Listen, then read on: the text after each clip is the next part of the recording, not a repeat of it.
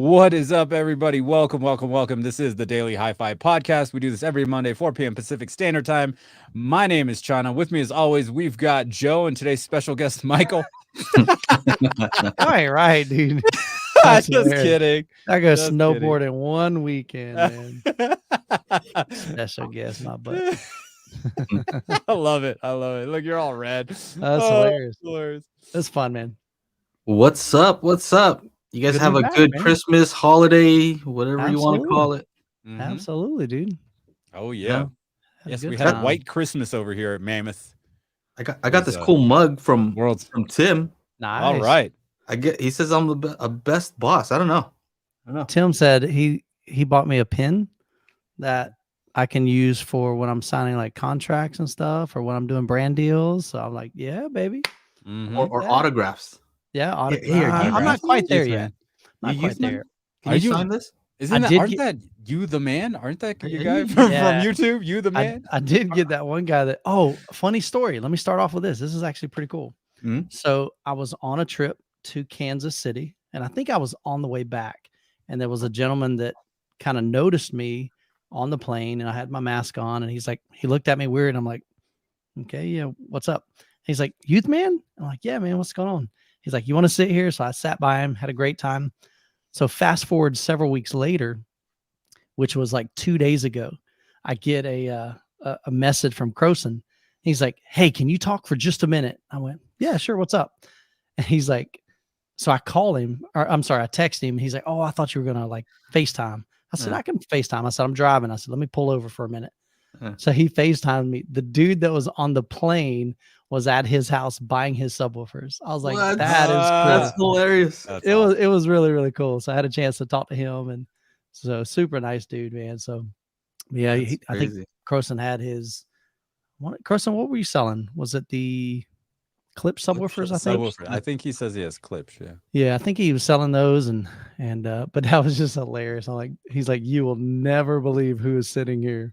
So that was pretty funny. It was cool, but it's a small world. What if he was like, hey, are you GoPro Youth, man? Yeah, dude. Like, GoPro Youth, man. You know where that came from, though?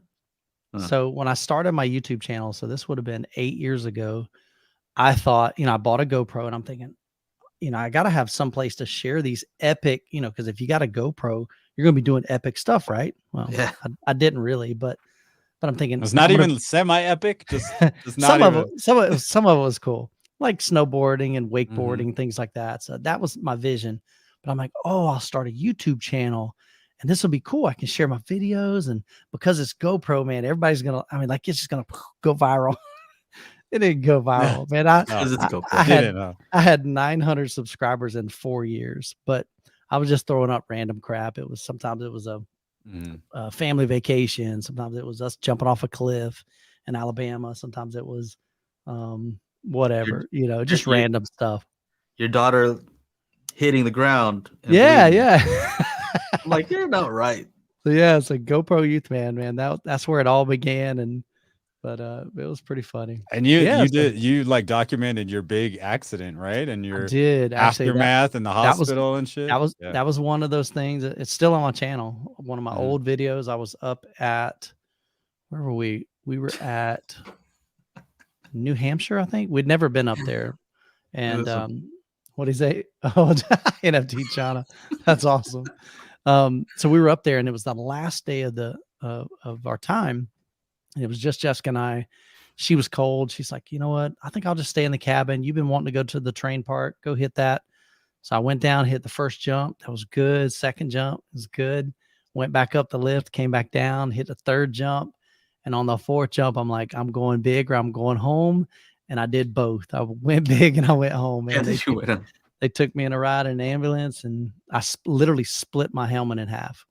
I hit so hard. Yeah. So I'm glad I was wearing I remember the picture of you in that, like, the head brace thing. Yeah. I had like a little neck brace around me. It was crazy, dude. A little sketchy time, but it's kind of weird, man. You're riding an ambulance. Well, when I first came to, because I was kind of in and out of consciousness, but it was when you see in the movies where things slowly become to fade into like focus. That's exactly what happened, man. It was dark, and it started to get light, and it became focus. And there was a guy leaning over me, and he's like, can you tell me your name, sir? And I told him my name, and he's like, do you know how old you are? And I'm like, oh crap, this dude thinks I'm brain dead.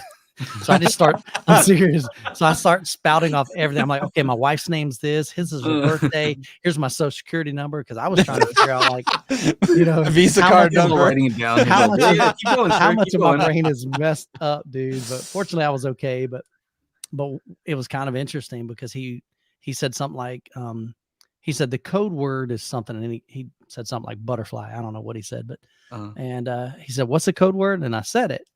And then like, he's, you know, checking my neck. Does this hurt? No. Does this hurt? No, that's okay. And then a few seconds later, he's like, hey, what's that code word? And I couldn't remember it. Oh, what? And I'm like, oh, this is some sketchy stuff, man. That's but crazy. over time that the memory starts coming back, you know, but it takes a little bit once you come out of consciousness, I guess. So I had a concussion. Yeah, so he had he had the experience to know that, like, you know, let's test this. Let's see how long he can retain memory. Wow. And that's part, I guess, like a sign of a concussion. And so they took me to the hospital, and it was a wild. And sometimes we still deal with some of the memory loss, Michael. My whole life I've had memory loss. That is nothing new. You know, another thing is if you go to the jacuzzi afterward, you know, after your concussion on the hill, right? I usually end up vomiting.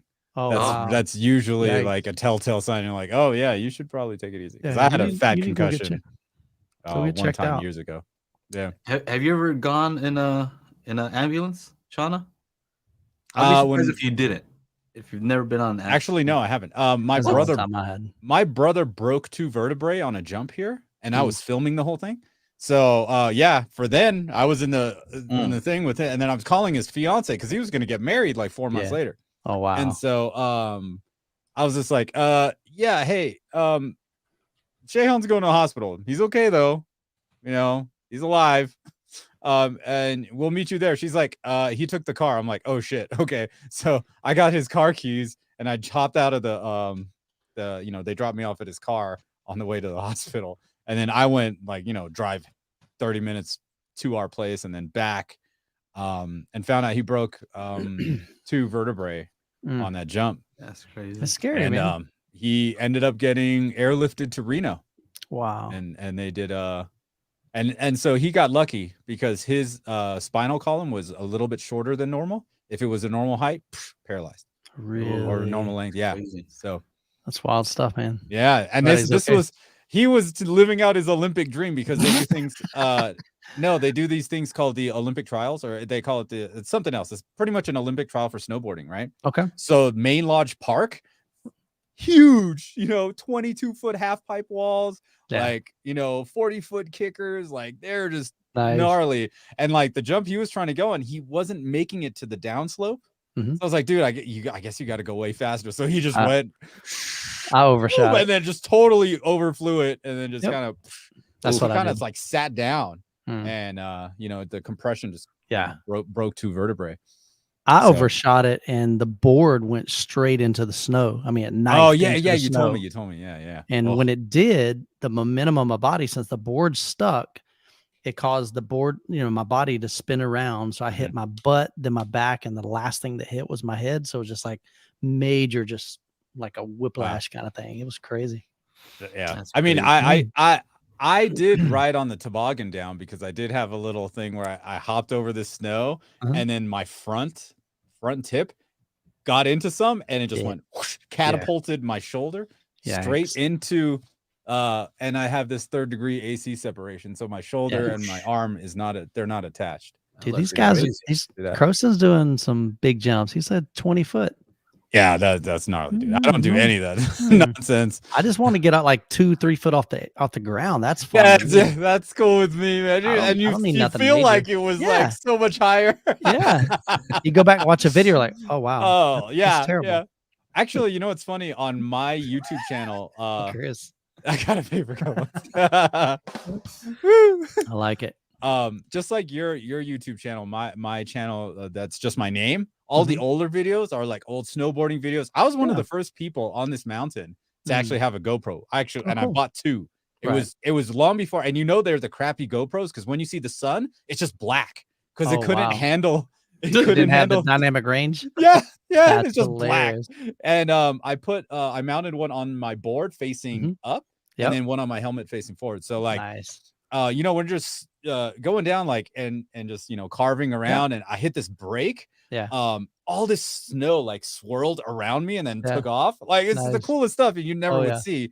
And that was from the camera on the board facing up. So when I first got mine, a lot of fun. I had it was basically like a monopod. So just a single extension rod. Oh yeah. Attach a GoPro to the end of that. And so I would carry it so I could get it like way out in front of me, like a selfie stick.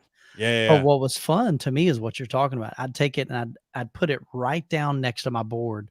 So you're getting like this point of view right, maybe, I mean, we're talking just inches off the snow. It's the coolest experience, man.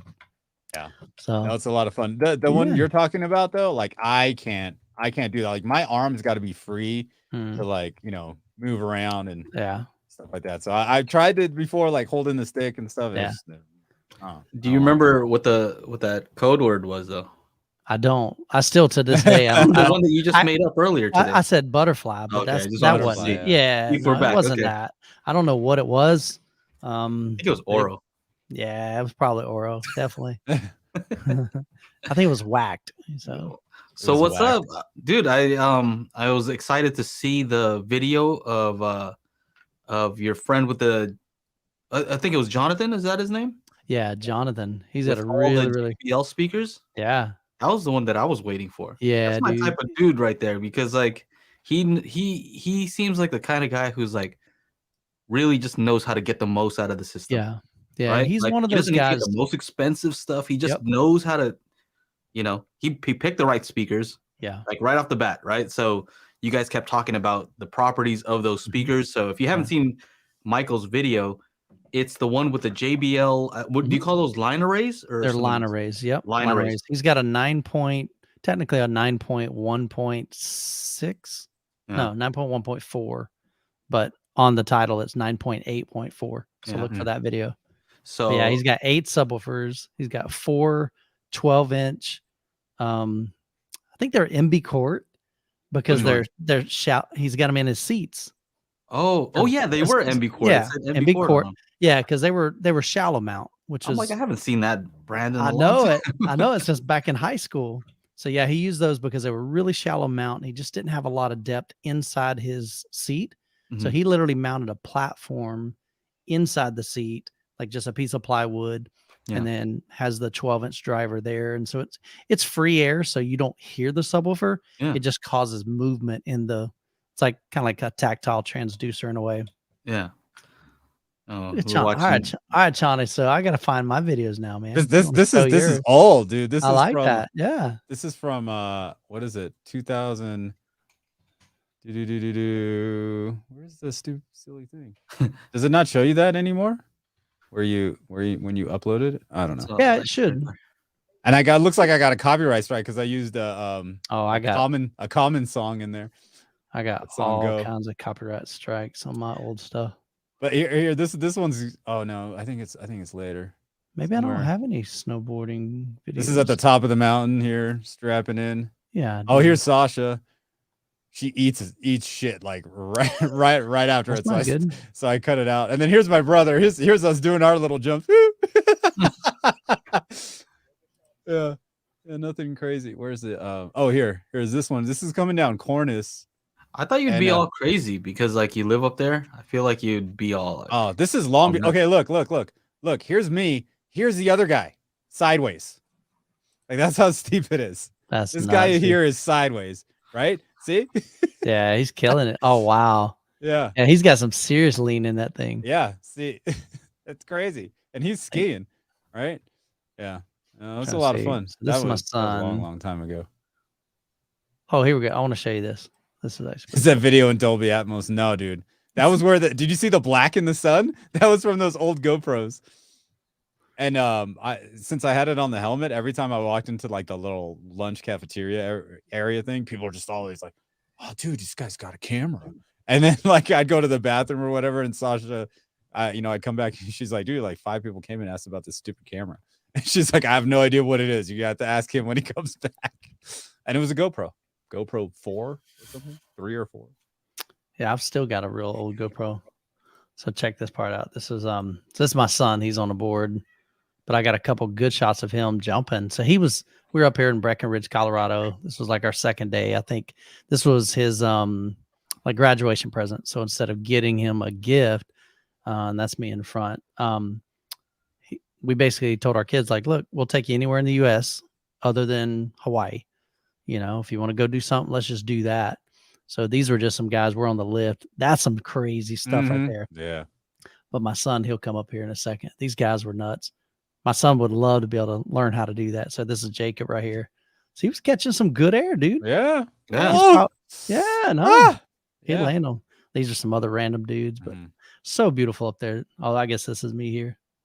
So no, that's still Jacob. That's when he dropped. Yeah, he dropped in the half pipe. So sadly, you can't see anything, but yeah, man, that's like I'd love to do more of that. So good stuff, man. Yep. It was funny because, you know, we started coming up here every weekend. And Ryder got on the snowboard team when he was 6. He had 3 days on the snow. Yeah. And like the group lesson guy was like, he probably should go, you know, check out the snowboard team. And then he dropped in with the snowboard team the following week, and then they accepted him on. That's awesome. And then like 2 years later, he was doing 540s in a 22-foot half pipe my gosh, in a competition. And we're just like, crazy. What the heck is going on? And yeah, he doesn't like snowboard at all. But like kids pick up that stuff so easy, man. Yeah. So, yeah. You guys get any audio video, or did you treat yourself to any? Oh, dude, this thing ticks. It ticks. It goes tick, tick, tick. Is that audio? Pretty much. No, I didn't get any audio related Christmas. Nothing new. Audio. I mean, it's like Christmas. Like Joe, you said it's like Christmas in my house all the time, right? Yeah, there's always something coming. Pretty much. Like when I see everybody opening like boxes, I'm like, yep, that's what we do all the time. Ah, damn. Nice. Looks like I switched over to Wi-Fi. I don't know what's happening here. Oh, my computer did. As I see this silly Wi-Fi logo. Yeah, Russell said he'd like to try skydiving. Have y'all done that? Yeah. I've done skydiving 3 times. So I did it on my 40th. Tandem? Or yeah. Well, you have to. You can't jump without a tandem. Like for your first, your first 30, 40 jumps. Oh, really? Like that many? It's a bunch. Yeah. Okay. Yeah. And then you got to have an instructor, like 2 people on you, you know, when you finally jump solo. But yeah, my first parachute, and that's on my channel too. My first parachute didn't open. I didn't realize it. Like we were, free falling for about 45 seconds. And then he pulls the rip cord. I'm like, oh my gosh, that was incredible. That was awesome. And then about, 20 seconds later, we start free falling again. I'm like, yeah, man, this is awesome. This is cool. Didn't even click in my brain that you're not supposed to do that. That's not supposed to happen twice. No. And so when he pulled the ripcord the second time, dude, he was breathing so heavy. I'm like, and I'm like, that wasn't supposed. Yeah, I'm like, that wasn't supposed to happen like that, was it? And he's like, let's just say there was a whole lot of S going on up there. Yeah. And he hands me, the handles. And he says, here, hang on to these. And I reach up and I'm like, oh, cool. I get to fly this thing. Mm-hmm. It was the handles that he pulled out. So there's nothing attached. He's like, don't lose them because we got to reuse them on the parachute when we rebuild it. I'm like, here I was thinking I was going to get to kind of, fly it. Nope. I did that. And it was like, it was rough. Like he's like, here, let's try to do a couple of weird spins. Just hold it like hard. Dude, I got all like nauseous like for a little bit. And I was just like, okay, let's not do that. And then I evened it out. He's like, okay, go the other way. I'm like, oh God, here we go. And I'm like, oh. As soon as I start getting nauseous, I like even it out again. Yeah. But it was really cool. Yeah. Skydiving. So it's fun, man. I have a video on that on my channel too, I think. Several guys on here have been skydiving. Yeah. It's pretty stuff, man. So it's a rush for sure. Lynn said he ordered the SVS Ultra Center. Awesome, man. Congratulations. Oh, I actually did order something. What'd you get? And I canceled something. You ordered something and canceled something. I canceled that fucking audio control. Oh, really? That shit out of here. Yeah. Okay. Canceled. Money canceled. So what'd you order? I ordered the new Pioneer with Dirac. the $1,500 one, the 11-channel process, 9-channel power. So you went from like a $10,000 to a No, $4,000 to this other one. Now the thing is, I just want to experience Dirac. Yeah. The thing that it's missing is Oro. Obviously, it's the only thing it's missing. Yeah. But no, ASS, the 505. Got the 505. Yeah, man, canceled. Why? Dude, I paid for that thing in August, bro. There's nothing. That's Villa Man got his, and he Okay. bought it after I did. Oh, weird. Yeah. That's crazy. So Does he like his Cleveland? Yeah, he likes it. Cool. And he got the expensive one. He got the actual processor, not the AVR. I gotcha. Yeah. I'm not as familiar with audio controls. I don't know like what their pricing structure is or even their model. Oh yeah. Oh, I think the Big Daddy processor is like $9,000, $8,000 or $9,000. So they're getting on up there with Trinov. Some of those. Yeah, pretty close. That's their top one. Their cheapest AVR is $4,000. Okay, somewhere around there. Yeah. So so when is that supposed to come in? I just got shipping notification, so that'll be here January 3rd. January. Okay, so real soon. Next week, next Monday. So yeah. Nice. So all right, are you gonna keep the same speakers you have now, or are you gonna change them out? They are. I gotta talk to somebody about getting those focals ordered. So you don't cancel China cancels you. That's funny. Exactly. That's awesome. That's man, like I've been talking audio control. Yeah. Like at this point, like I'm just done waiting, man. Like fuck this nonsense. Like I'm a consumer. I paid for it. Yeah. It's not here in 4 months. Yeah. It's time to move on. So yeah. So I canceled that and I ordered, and actually I saw somewhere on Facebook, somebody's like, hey, Best Buy has these in stock. I was like, oh, finally someplace has them in stock, so I can check it out. And honestly, could it be the thing that dethrones the AVR that dethrones my top pick for mid-tier, which has always been, it's been the Denon 3600, 3700 for so many years now, for 2.5 years now. Yeah. And so, if there's Pioneer, and I haven't owned a Pioneer AV receiver. So have you experienced Dirac yet in your not setup? in my home? Not in my home. Cool. At a show. I'd be curious how you like the not the interface, but just the setup process of that, because it definitely is not near as intuitive as something like Odyssey. And I think probably the biggest difference, Odyssey is kind of like it kind of does most of it for you, pretty much step by step. Yeah. Where Dirac, you definitely have some other steps. And my biggest thing is my speakers at that time, and they still are, but the La Scalas that I had, they were so sensitive that I never could get the, you got to get like the level in the green area, and I never could get it in there. I had to like adjust the trim over here. Huh? Yeah. Maybe you were using an older version of Dirac, because now it's pretty easy. It's like, I don't know. If I compared Odyssey, the automatic Odyssey, to that one, they seem pretty much the same. Like there's not very much difference, except you do have to manually set the levels at first, just to kind of get them in the ballpark. Sure. But like I said, afterwards it still does it automatically. That was frustrating to me. But like I said, my speakers at that time were 104 dB. Yeah. So it would just, I don't think it really had a great way of doing that. Yeah. Because everybody told me, they're like, you should not have to adjust that left, whatever, that trim on the far left one. But that was the only way I could get them in the green. Yeah. And they're like, yeah, you shouldn't have had to have done that, but I did. Snoot says they got rid of those green areas a long time ago. Okay. So maybe, because this would have been at least 2 years ago, if not 3 years ago. So that would have been when I had the HTP1 from Monoprice. I think that was my first and only experience with Dirac, other than when I had the NAD 2-channel set up. The yeah, that was pretty recent. What was that? M33 or something like that? Yeah, I don't remember the model on that one, but yeah, it's pretty easy. It's pretty compared to the stuff that I'm doing with the multi QX stuff. And that's what I was gonna ask you, Chana, is if you're interested to try that out, then you have something to compare, right? Yeah. So Dirac is pretty awesome. Like out of the box, it's just like pretty you know good. What else I have, which I always forget about because it's not plugged in. I have the Anthem.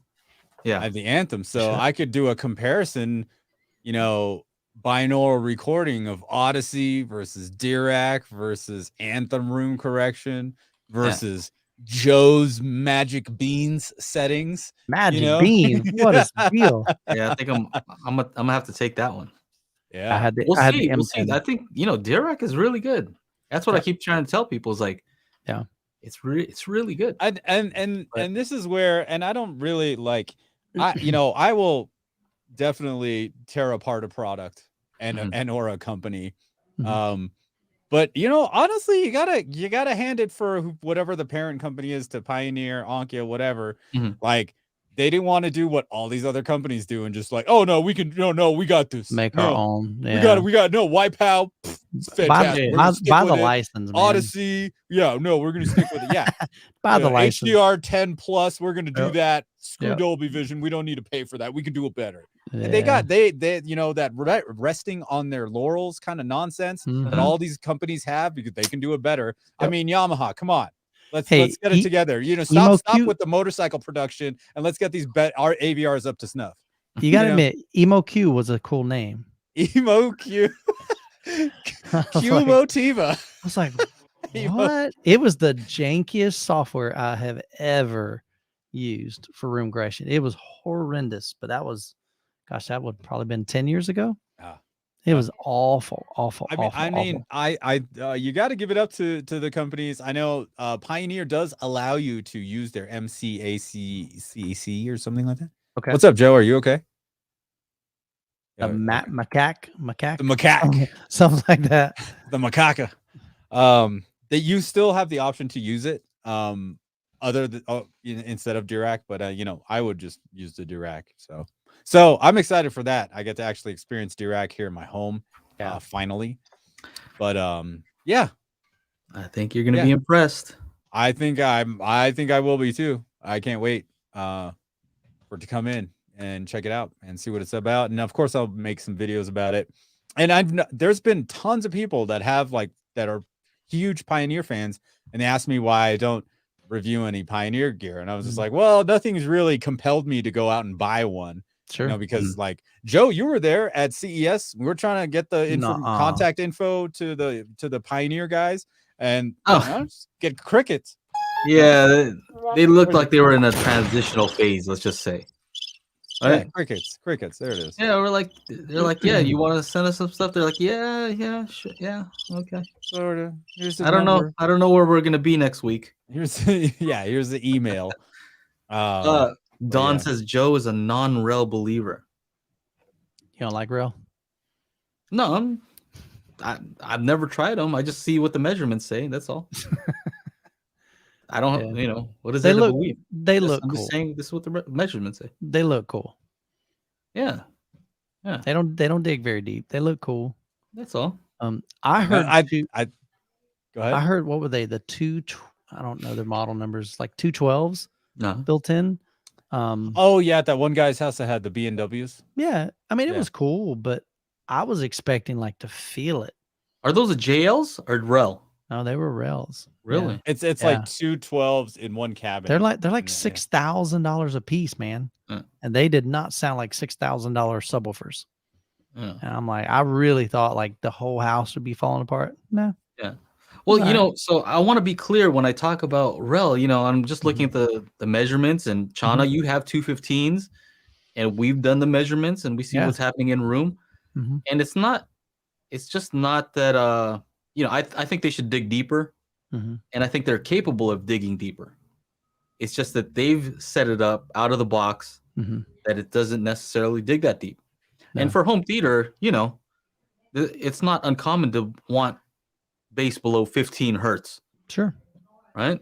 For the tactile, or what did you call it? Tactical. Michael. Tactical bass. You're saying tactical bass. Yeah, dude. I was like, hey, that works too. Everybody said, dude, you need to. I think it was Kanga. He was like, dude, you seriously need to like, not copyright that, trademark it. Yeah, I liked it. I thought it was tactical bass. Because when you caught yourself, you're like tactical. You laughed at yourself. So, that was hilarious. That was awesome. So speaking of the tours, man, that's been a whole lot of fun. You know, I'm trying something different, asking a lot of questions and having more of a conversation than just here's the gear that I own, here's the speakers, here's the seats, here's my lighting, and that's it. Yeah. And it seems like everybody's really, really enjoying it. It's a longer format. And I'm just, like I said, we're just sitting down asking questions. And then I put B-roll of their equipment when they're talking about the different things, but I'm trying to find out the why and the how, and, you know, that they made those decisions. Yeah. So interesting. Tim says that they knew, where was it at? Their Emotiva's new 999 processor has gone to EmoQ. He says the MC1 has. Oh yeah, to save some money. Yeah. So they did really go back to that. Golly, I hope they've improved it. Well, I would imagine they did something. So somebody mentioned Tone Winner here. So I think it's Tone Winner. These guys, and I think there's another one. Tone Winner, another one who has a processor that's like Tone Winner and Emotiva. I've emailed the Tone Winner people. Tone Winner, Emotiva. I think there's another one. Am I missing one?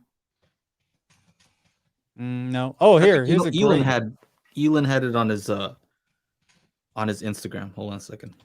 Here's a good question for you, Joe. Laz says, off topic, is there an easy app to work out the 30-degree height angle for Oro height speakers? What did you use? You had a laser pointer and like a protractor app on Android. There's angle meter. Oh, there you go. Oh, see that? Yeah, literally any kind of I'm sure there's a lot of different ones. A laser pointer you just put at the bottom of it, right? And then there you go. Yeah, there's some calculations. I don't know what they are right now, but it's a pretty simple calculation that'll tell you how high up the wall you have to go. But yeah. Let me see what Elon said. He had it here. So a protractor. Oh, IOTA AVX 17. IOTA is another one. And IOTA VX. I don't know how to say that. AVX 17. And it's around that same price. I think it looks better than the Tone Winner. You would think these brands would like come up with some cool names if they're gonna kind of. Oh, this one, yeah. I feel, you know, usually when you get like a couple companies that have like all these things come out at the same time, usually it's a hint that somebody released like some piece of hardware that everybody just like that made it like possible. Put it in a box, put it in our box. Yeah, and a lot of times the back looks the same, you know, like same inputs and everything. Sure. I think when it comes down to this stuff, I think they're all going to perform well. You know, they don't have Oro, which is something that is important to me. But if it's not important to you, then hey, there it is. Yeah. Inexpensive pre-pro. But I guess the other thing that you want to look at is how good is the room correction? You know, I don't know. Hey, if you're like Jonathan, you got the right, well, not the right speakers, but you have certain speakers. Yeah. And you got them set up properly. I mean, he was doing some blind tests, and he would show people. He's like, okay, here's what it is with Odyssey on. Yeah. Here's with Odyssey off, and they could not tell a difference because Odyssey wasn't really doing much because it didn't need to fix a lot. You know, I really think that Odyssey in his system, looking at the way he had it set up and knowing JBL and what they're known for and the way that they design speakers, it probably makes it worse. I would imagine that it sounds better without it. Yeah. Interesting thing. So we had finished filming. I went home. I was editing the video, and he starts sending me stuff. And he's like, "Hey," or first he asked me. He said, "Can you send me some royalty-free music?" And I said, "Yeah." And he had an idea for the video, and so he played that through his system, so we wouldn't get copyright strike for it. And he literally just took his phone and he walks around the room. And it's weird, man. It's almost bizarre. You can take the phone and turn it around, go close to the speaker, walk away from the speaker, get off axis, and it's completely immersive. Now, there was only a couple spots in that video clip that you could hear some change, in volume or whatever, maybe a little bit in timbre, but man, it's just a weird kind of. It's probably because his body got in the way of the other speakers, too, maybe because you turn around like this, and the other speakers don't hit the. It was so immersive, and I remember Kyle Bliss and I had a chance to meet him during that event, and he and I were sitting in the back row talking, and it was really immersive, even on a bar stool near the back wall. Yeah. And he's like 3 foot from it, and we're carrying on a conversation. It was the craziest thing, man. But definitely some fun systems up there, man. So I still have 4 more to go for that, and then I'll start on the Florida home theater tour. So wow, all right, yeah, man, having fun. Touring it. Here's something. The world, baby. Mark Wilson says, funny thing, China, I actually did use a protractor and a laser pointer. Hey, but that works. If it works, it works. Absolutely, dude. Snoots has a question Snoots, here. what are you asking? What is the market for a cheap processor that skimps on features? Most people buying a processor in the first place are not concerned about money and want lots of features. What's up, Aaron? Hey, look at what's up. Here's somebody that wants a brand new processor and ProLogic 2. So you want to skip on the perfect timing. That's a good question, because what are these, around $1,000? Yeah. Yeah. Because I always looked at a pre-pro and like, well, I don't have $3,000. Why is this? Is this supposed to be better? Why do they all you have to go over $2,500 to get a processor? Sure. So what if you get one of these and 2 of the mini DSP DDRC 88As? So those are 8 channels each, and they come with Dirac, but they're also like $1,200. So now you're at 2,400 plus another. Oh, so you're at 3,500.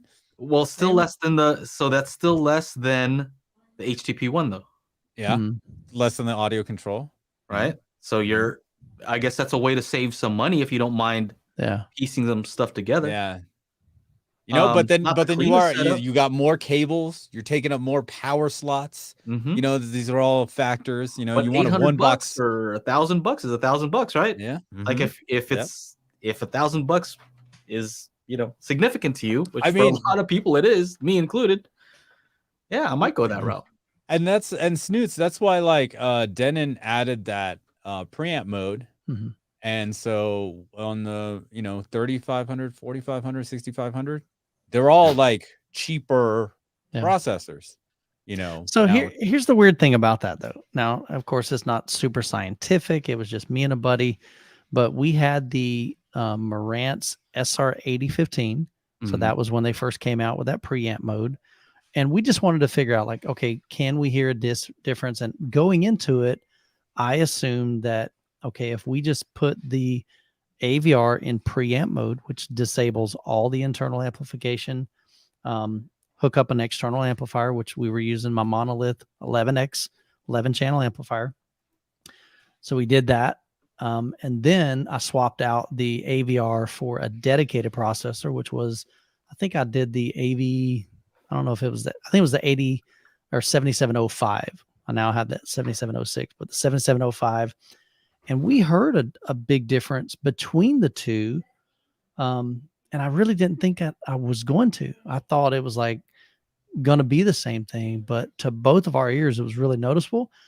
Now, could that have been Odyssey calibrated one way with the AVR and another way with the processor? Absolutely. Totally. So, so it's hard to kind of quantify that. And in that video, I just shared that experience. I'm definitely not going to say, okay, every, Separate is always going to sound better than, an AVR with an amplifier. Cause I heard Jonathan's setup. He's got a Denon or Denon, however you say it. 6700, huh? Yeah. Great. That thing sounded phenomenal with, external amplification. Yeah. And I think he had it in preamp mode as well. So, man. It's just tricky. So the experiment that you did, you have to be careful about what you test, right? So if I think a fair test would be to have them both without Odyssey on. And they were. Well, I see. So no Odyssey on either one, just pure direct. I'd have to go back on each one. And I'd have to go back to them and see. Yeah. But Odyssey is going to make a huge difference. I could run Odyssey twice and probably come up with different results. I've never gotten massive differences when I rerun Odyssey, but if you were to A/B them back and forth, you would hear possibly, yeah. So so again, so it definitely was not a scientific approach by any means, and we prefaced that up at the beginning of the video. For sure. It was kind of interesting. I haven't heard a different. Well, I haven't had I can't tell the difference going from the dedicated preamp mode, right? I'm sure it's measurable, but I've never. Right. I didn't hear that. But yeah. What's up, Aaron? What up? I was muted myself. How's your holidays, man? You get anything cool? No, I didn't get anything cool, actually. What did I get? I don't think I got anything. I don't think I got anything. I got a tie. Yeah, legit. Oh, so my wife did buy me for the wigs. She bought me a styrofoam head. Like 2 styrofoam heads to put the wigs on as a joke. And they bought me a whole bunch of Kit Kat bars and some Mr. Good bars. So there you go. Yeah, but I didn't get like any major stuff. I bought everything myself. Yeah, you bought yourself. I bought a whole bunch of Polk speakers. Well, I did, but I treated the channel. So you got which Polk speakers did you get? I pretty much bought every single one of their XT speakers, except for the Atmos speaker and the subwoofer. I bought everything else. I used Patreon money and just blitzed it. Spent $1,200 last week. Nice. So I'm going to test all those and then probably give away a pair on my Patreon channel and then sell the others locally. There you go. Dang. Yeah. So that's kind of, I keep saying if I can break even, that's just breaking even, trying to generate content. And that's what the Patreon's for. You guys are probably the same way, it'd be nice to have that extra, but usually you kind of use that Patreon money to go toward your channel. So that's really what I'm trying to do. Invest back in it, man. Dude. We're going snowboarding like Mike. I just dropped $1,600 on that new receiver. So I just bought a $5,000 camera. I don't need it. I already have 4 AV receivers in the house. I don't need any extra. Yeah, but sometimes I thought I could probably reach out to Polk and see if they send me something, but they probably won't. So I'll just buy it myself, test it, and then I'll go from there. So. And send them the links to the video, and then tell them to send you something else. Seriously. Yeah. Shout out, by the way. Thank you for the super sticker. You too someday one. Appreciate that, brother. Yeah, thank you so much. Super sticker. Yeah. Youth man, come to New York. Hey, I'll be glad to go to any state. The hardest part right now with the tours is getting a collective group of people that are in a because you don't want to just do one flight, one shot, one tour. You want to you want to knock out a whole bunch. Yeah, if I can do 5 or 6, that's kind of ideal. But they also can't be at the very top of your state and then way at the bottom of your state, because then you got I'm Ubering or I'm trying to figure out rides and different things. So, dude, I live in California. I know exactly what you mean. That's going to be, so that's the most challenging thing right now is getting that. When I went to Wisconsin and Illinois, they already had that group together and they were all within 2 hours driving distance of each other. And then when I went to Kansas City, they already had that group and most of them were probably 30-minute drives, so they were all close and they knew each other and, they provided the rides, back and forth. So, but yeah, dude, I'll go to New York. I'll go to Canada. I'll go to Japan. I'll go wherever, man. I'm ready to do this, dude. Japan, I'm right there. I'm so excited, man. I love meeting people. You need to go to Germany. I'll go to Germany. Go to, because that's where, Budapest. I'll go to close to it, I guess. What's that? That's where what? I was going to say, oh my God, I literally just forgot his name. I had it right there. Wilfred. Wilfred. Yeah. I'll do a tour of Oro 3D. Belgium. Okay. Yeah, they're in Belgium. Yeah. Yeah, that's why I was like, that's where, never mind. I don't know exactly where he's from. He could be from Finland or, Euro trip. There you go. Do all that. He's cool. So here's the deal. So if you guys, I'm not logged into the account, but every one of you that's saying, hey, come to Kentucky, come to New York, come to this, submit your home theater. That's the only way that I can figure out, is that trip even feasible for me to jump on a flight to get up AKA, is it worth it?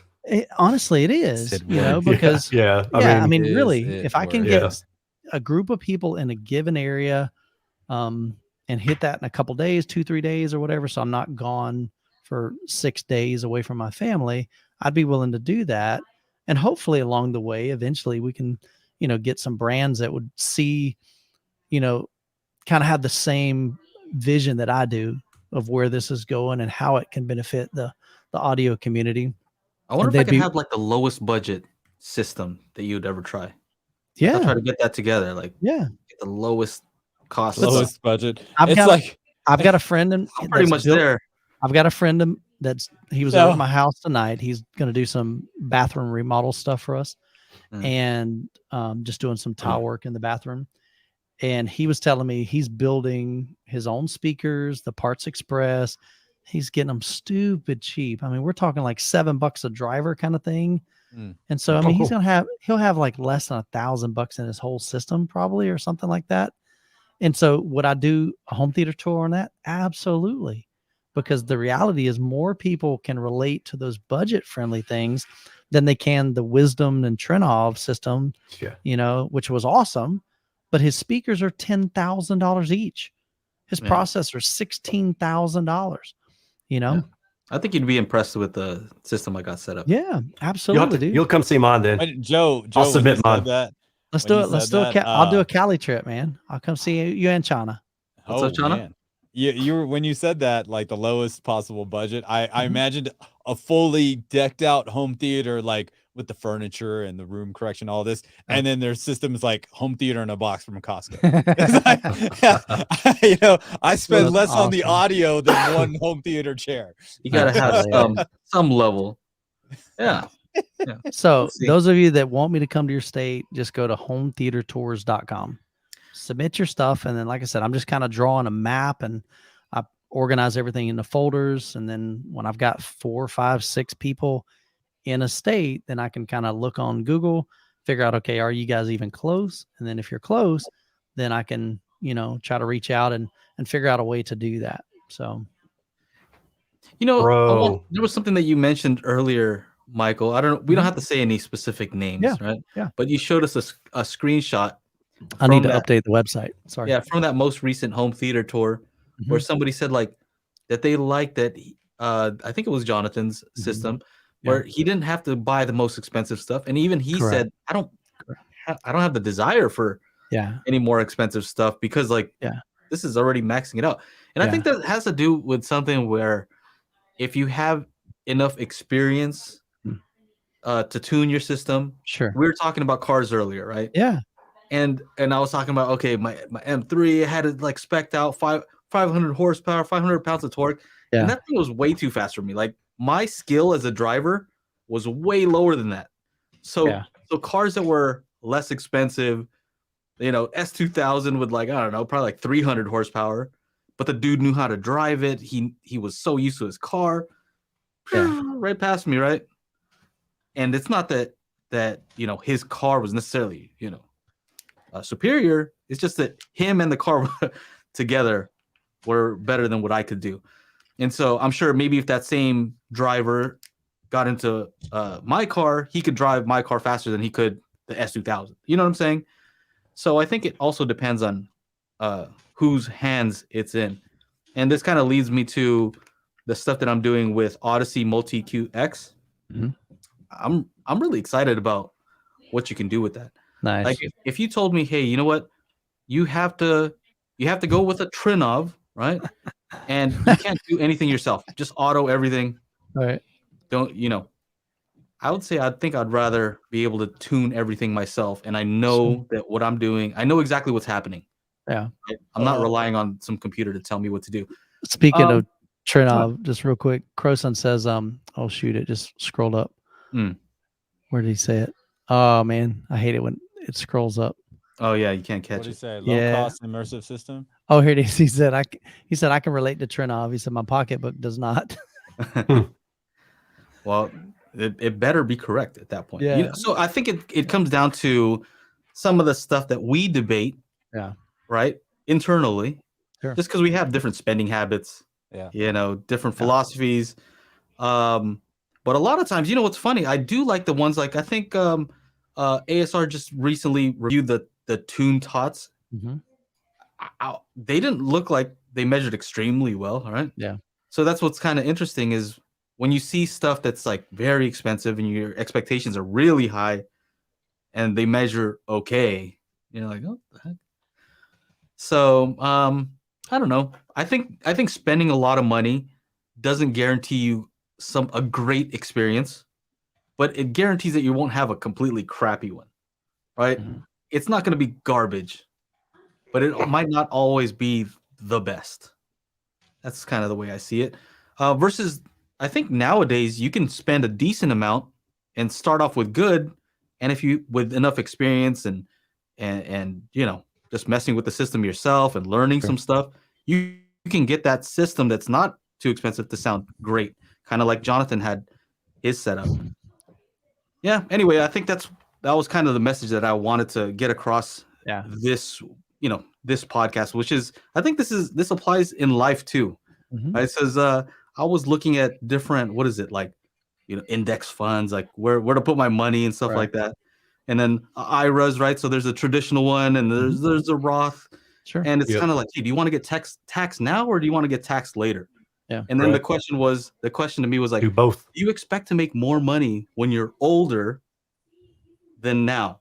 I'm like, of course I expect to make more money, right? As I get older, because I'm not working at a particular, at a traditional job, right? And it's kind of the same philosophy. Of course I expect to make more because I'm gaining more experience. I'm gaining more knowledge.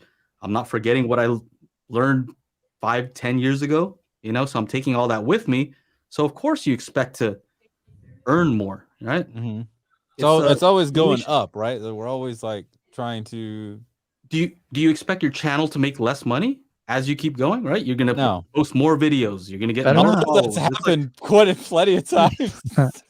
No, but the reality, that roller coaster, it goes up and down, but but in general, it's gonna go up, right? Yep. Yeah. Correct. Oh shit.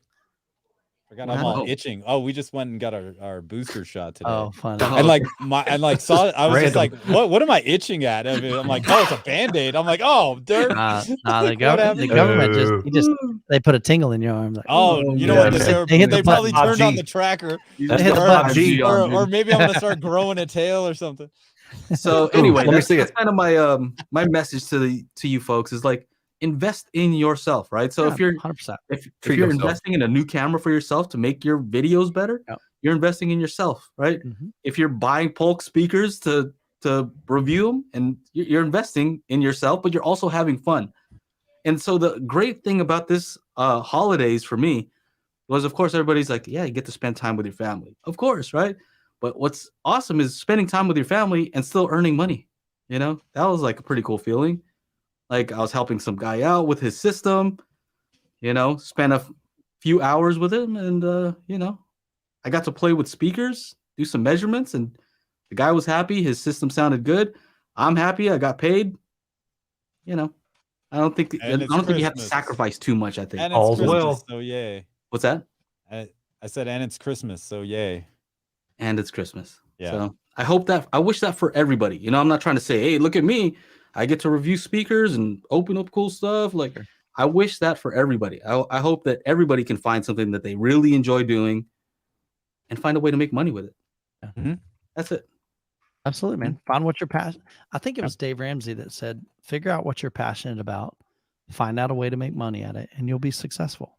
Because you can make all the money in the world, and if you're not happy, man, I don't think you're really successful. You know what I'm saying? Yeah, I'm 100% with you. When I was helping out this guy with his system a few days ago, he's like, you really like doing this, don't you? 100%. He's like, you really like doing this. I'm like, yeah. And you're going to pay me to do this. That's what's even crazier. No, Joe's crazy. Alan, if you're here, Alan, he's one of our patrons. Yeah. I did enjoy it. And I'm doing some stuff that maybe somebody else might not enjoy. But I was like, man, I'm having fun. Absolutely. And you're helping people out. And, to me, I've kind of found that in the home theater tours, because I'm getting to not only experience somebody else's system, I'm allowing them the opportunity to share their journey, to share what they've learned, so that can be beneficial to the next guy that is looking on YouTube going, man, I need some ideas when I build my home theater. And they're watching these and they're going, oh, wow, this guy said that make sure you don't do this because they found out the hard way that doesn't work. Or they wish they would have done this at the beginning instead of waiting till the end to do it, like maybe acoustic treatments or whatever. So, but yeah, man, can I give you some props real quick, Michael, on the video with the guy with the 24s, the 24s behind? Oh yeah, near field 24s. The other scene. Yeah, like, let's walk over here and just cut straight to it. I'm like, I like that. That was tight. I'm trying some different things, in the long format. I was scared to do that. Because, like even Jessica, my wife, she's like, Michael, nobody wants to sit down and watch a 15-minute video. That's crazy. like, because she's ADD, man. She can't sit and just watch a TV thing. She likes to be exercising and running and doing this and cleaning and all this other stuff. And so, dude, that totally reminded me. Like, I tapped on one of Vincent's videos, and Sasha was sitting next to me, and she's like, "Oh gosh, who is that?" And I'm like, "Oh, this is that Vincent guy from HTT." She's like, "You don't fall asleep to that, like that monotone voice?" I'm like, "Oh, yeah. That's the first thing out of her mouth." But yeah. Anyway, sorry. But I've got videos that are over an hour throws in some long. penis jokes once in a while though, so keep you awake, Chana. Vincent, no, you're not feeling those. He is. Not feeling. He has a very, very, joke? very dry humor. Yeah, like penis jokes. So like, okay, sure. I mean, if you really, like to live dangerously, sure. But sure. Hey, you mean you're not up Aaron, for penis jokes? Is it a Cobra Kai shirt? Heck yeah, dude. Hey, season. Yeah, Friday. Soon. Yeah, Friday. Is it this? Yeah, Friday? man. Hurry up. Yeah, dude, I'm psyched. Hurry up with that. Me and my kid are gonna watch it. I watched Spider-Man. Did you already talk about Spider-Man? Spider-Man. No, tell us about it. I'm not. That's all I'm going to say. I know Michael's seen it too. I think he's on board. Fantastic. It's awesome. Oh, it's fantastic. Like I've already ordered the pre-order. I'm wanting to go back and see it in Dolby Cinema. Because typically we go see it in IMAX, but a few times I've been to Dolby Cinema, and I remember there being a lot more bass in the Dolby Cinema, and it just felt kind of anemic to me in the IMAX, at least in our theater. But then I've heard other people in other states are like, "Oh, our IMAX was awesome, man. I could feel the bass." I didn't really feel it that much. There were times I was like, "Man, I'd like to feel that explosion. I like to feel that whatever." I mean, is there more bass in your home theater? Talk about penis jokes. Yeah, definitely. There is more bass. Yeah. In compared to that particular. Now, like I said, the Dolby Cinema, I've only been there maybe once or twice. Because it's like on a different side of, kind of like in another town that I typically don't go to for movies. But I want to go back there and just try that out. But yeah, it's a fantastic movie. I really, really, really enjoyed it. Yep. Yeah, a lot of you guys have seen it. Way better than the Matrix. Matrix yeah. Speaking of which, I'm not going to say anything about that because it's just my opinion. You either love it or hate it, dude. I haven't seen it. When was the last time you watched look, I like the old movie and I'm just gonna watch because it's a new one and that's it. Like as long as they show these characters, there are some people that have they're like, this is the most garbage movie I've ever seen. When was the last time you watched the original Matrix? I watched it I think a month. I don't know. Yeah, a few months ago. It's been a while for me, but it hasn't been. We watched more it than a few on years. Friday. We watched it on Friday, and then we were starting with Matrix 2 because my wife doesn't really remember the second and third one. Yeah. So we were watching the second one, and then we had a friend over, and he was just like, "Oh, I was trying to watch Matrix over in Reno like last night." I was just like, "Dude, we can just stream it right now." And it was full on R3 condition blizzard on Saturday on Christmas night, right? I'm like, "Dude, you're not going anywhere. You can't even get your car out of here because there was like 15 inches of snow." And he had like a sedan, right? You know, and so we're watching it, and I got through like an hour of it, and I'm like, oh my gosh, these are some of the same scenes from the first one.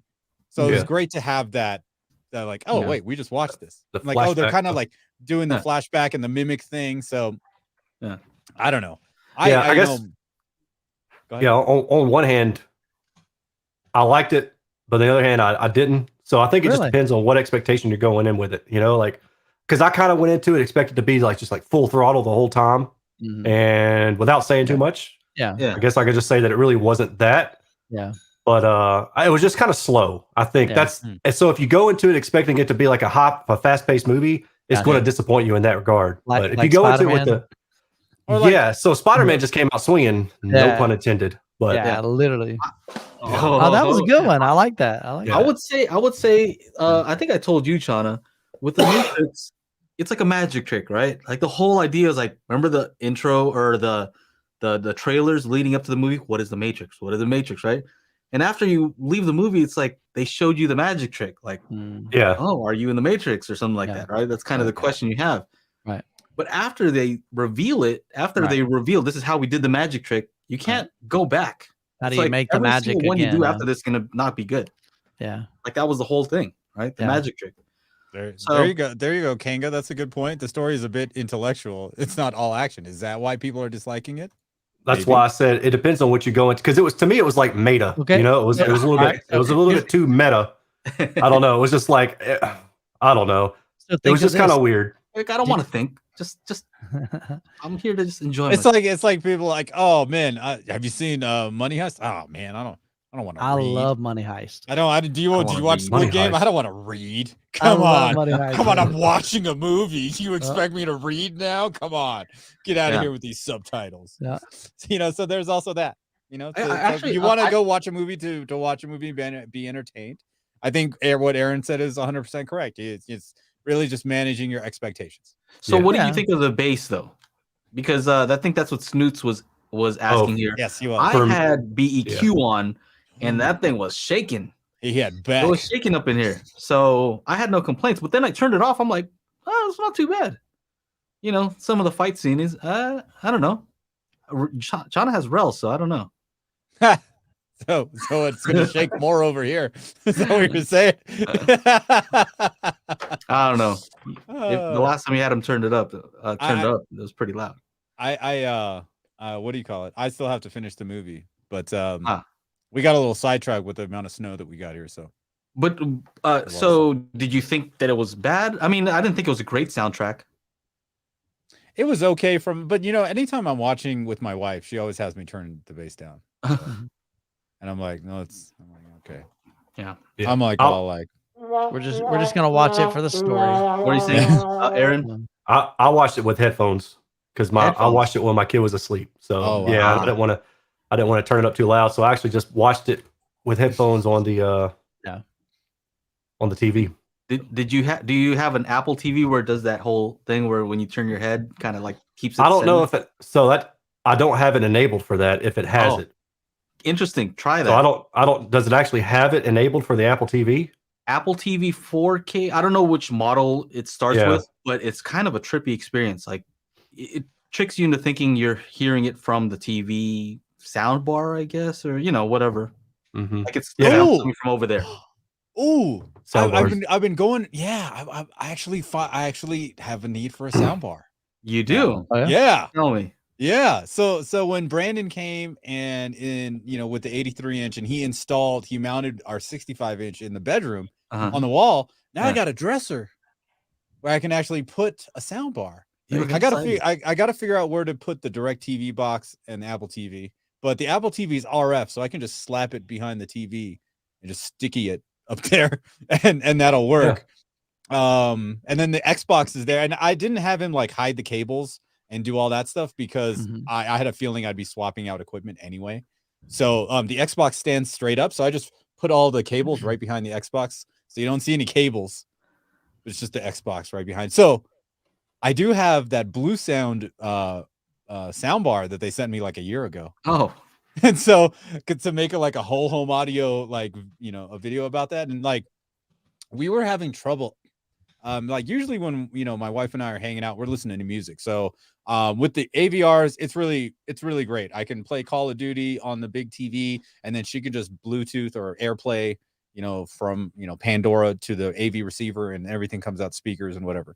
And then we try to do that in the bedroom and we're trying to cast like the music to the TV and it just wouldn't like sync up.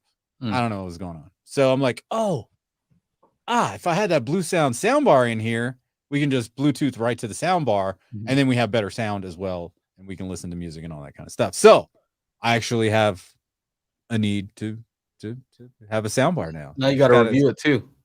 Yeah, of course I'm going to review it. Yeah. Well, they're cool. And I know we a lot of times we dog soundbars, but the reality is there is application for it. Just there's definitely a purpose. To me, even the up-firing Atmos speakers, okay, is it the best method? No. Is there an application for it? Absolutely. There are people that physically can't or won't cut holes in their ceiling or even mount speakers to their wall. So, something's better than nothing. If you have to go with ceiling speakers, I mean, Atmos is okay. There's an application for everything. Not everybody can go Oro. Got to spend a little more. So nobody wants to go Oro, man. I'm telling you. There's only 2 people on this planet that really like Oro. And they're Joe, and they're the upper Joe and Gene? 2 squares of this. Oh man, this podcast. They are squares. They are. Chana, you see what Snoot says? Chana has rails, but he also has an interesting house curve. Oh my gosh, yeah. The interesting one. The interesting house curve. Yours man. was like the ski slope I was just on. It just you know how you were talking about Joe, you need to know how to use the machine that you have. And remember when I was telling you about this phrase called Jerry's? We call these like there's the Jerry of the day, like it's this person that's doing something really stupid. Oh yeah. So like I Jerry rigging. Yeah. I see this all the time. So you like BMWs, I know. What are BMWs like drive-wise? Front wheel, all wheel? What are they? They're rear wheel. Right. And I see all these fucking Jerry's with snow chains on the front wheels going around Mammoth. An M5, an M5 of all things. Like bad idea. Lots of power, rear wheel drive, snow. Not a good combo. That sounds like a fun time to me, man. But they're putting the chains on the wrong wheels. They're putting it on the non-drive wheels, which that doesn't make any more sense. And oh, dude, I took video of it. I was in the handicap stall at Vaughn's, and there's this dick that parked in handicap that didn't have a placard. And he got stuck, and it is this Range Rover that's like lowered. There's like 3 people and a shovel to get it out. I was just watching this. I'm like, if you don't know that your BMW's rear wheel drive, you don't deserve to drive that thing, right? Dude, I saw Audis, the SUVs, like I have the same Q7. Dude's got chains on the front wheels. I'm like, you idiot. You got to A, if you don't have snow tires on the thing, then there's no reason for you to be out there. But B, to not mess up the all-wheel drive system on Audi, you need chains on all 4 wheels. Like that's what I found out. I'm like, oh crap, screw that. I'll just get snow tires, like dedicated snow tires. But it's just hilarious, man. The amount of cars that were stuck over the weekend, and like people just don't know anything at all. And even some of the locals, like this guy Sasha works with at the sushi place, he's like, dude, I totally didn't know when I'm driving in snow, I got to turn off traction control. Like, yep, a lot of people don't know that either. So if you got all-wheel drive and snow tires, you turn off that traction control because your tires are just going to be like, vroom, vroom, vroom, and you want it to like continuously spin if you're stuck. I have a question for you, Chana. Yeah. On the original John Wick, when they're doing that, where is it? The cemetery, I guess. The rain part. What do you always say about that scene? I forgot. I know you mentioned it, but I don't remember what you say about it. That's probably one of the best Atmos things. You can hear the rain drops hitting the umbrella, and it feels like you're underneath the umbrella. So right? I tested that out the other day, right? And for these folks who don't understand what we're doing here, it's not Oro versus Dolby versus upmixing versus. It's not versus. It's more like we're trying to figure things out. We're trying to figure things out. What is what is what is good, what isn't good. And I tested that one with Dolby Atmos, and I was like, man, that sounds really good. Right? That particular scene sounds excellent. I tried it with upmixing. It didn't sound as good. Right? So in that particular case, native Atmos sounded better. So I don't want anybody to say like, oh, look at him backtracking. No. I've never said different. That it's never the case. It's just different. Native Atmos can sound better. I'm saying most of the time it doesn't. Right? Most of the time there's not anything impressive. On that these particular scene, awesome. On these, this Daylight and then the Twister, both the Atmos and the Oro 3D mix are awesome. But that's because they went back in and redid both of them. Well, they did Atmos for the first time, and then they did Oro for the first time. But they actually spent the time to do it properly.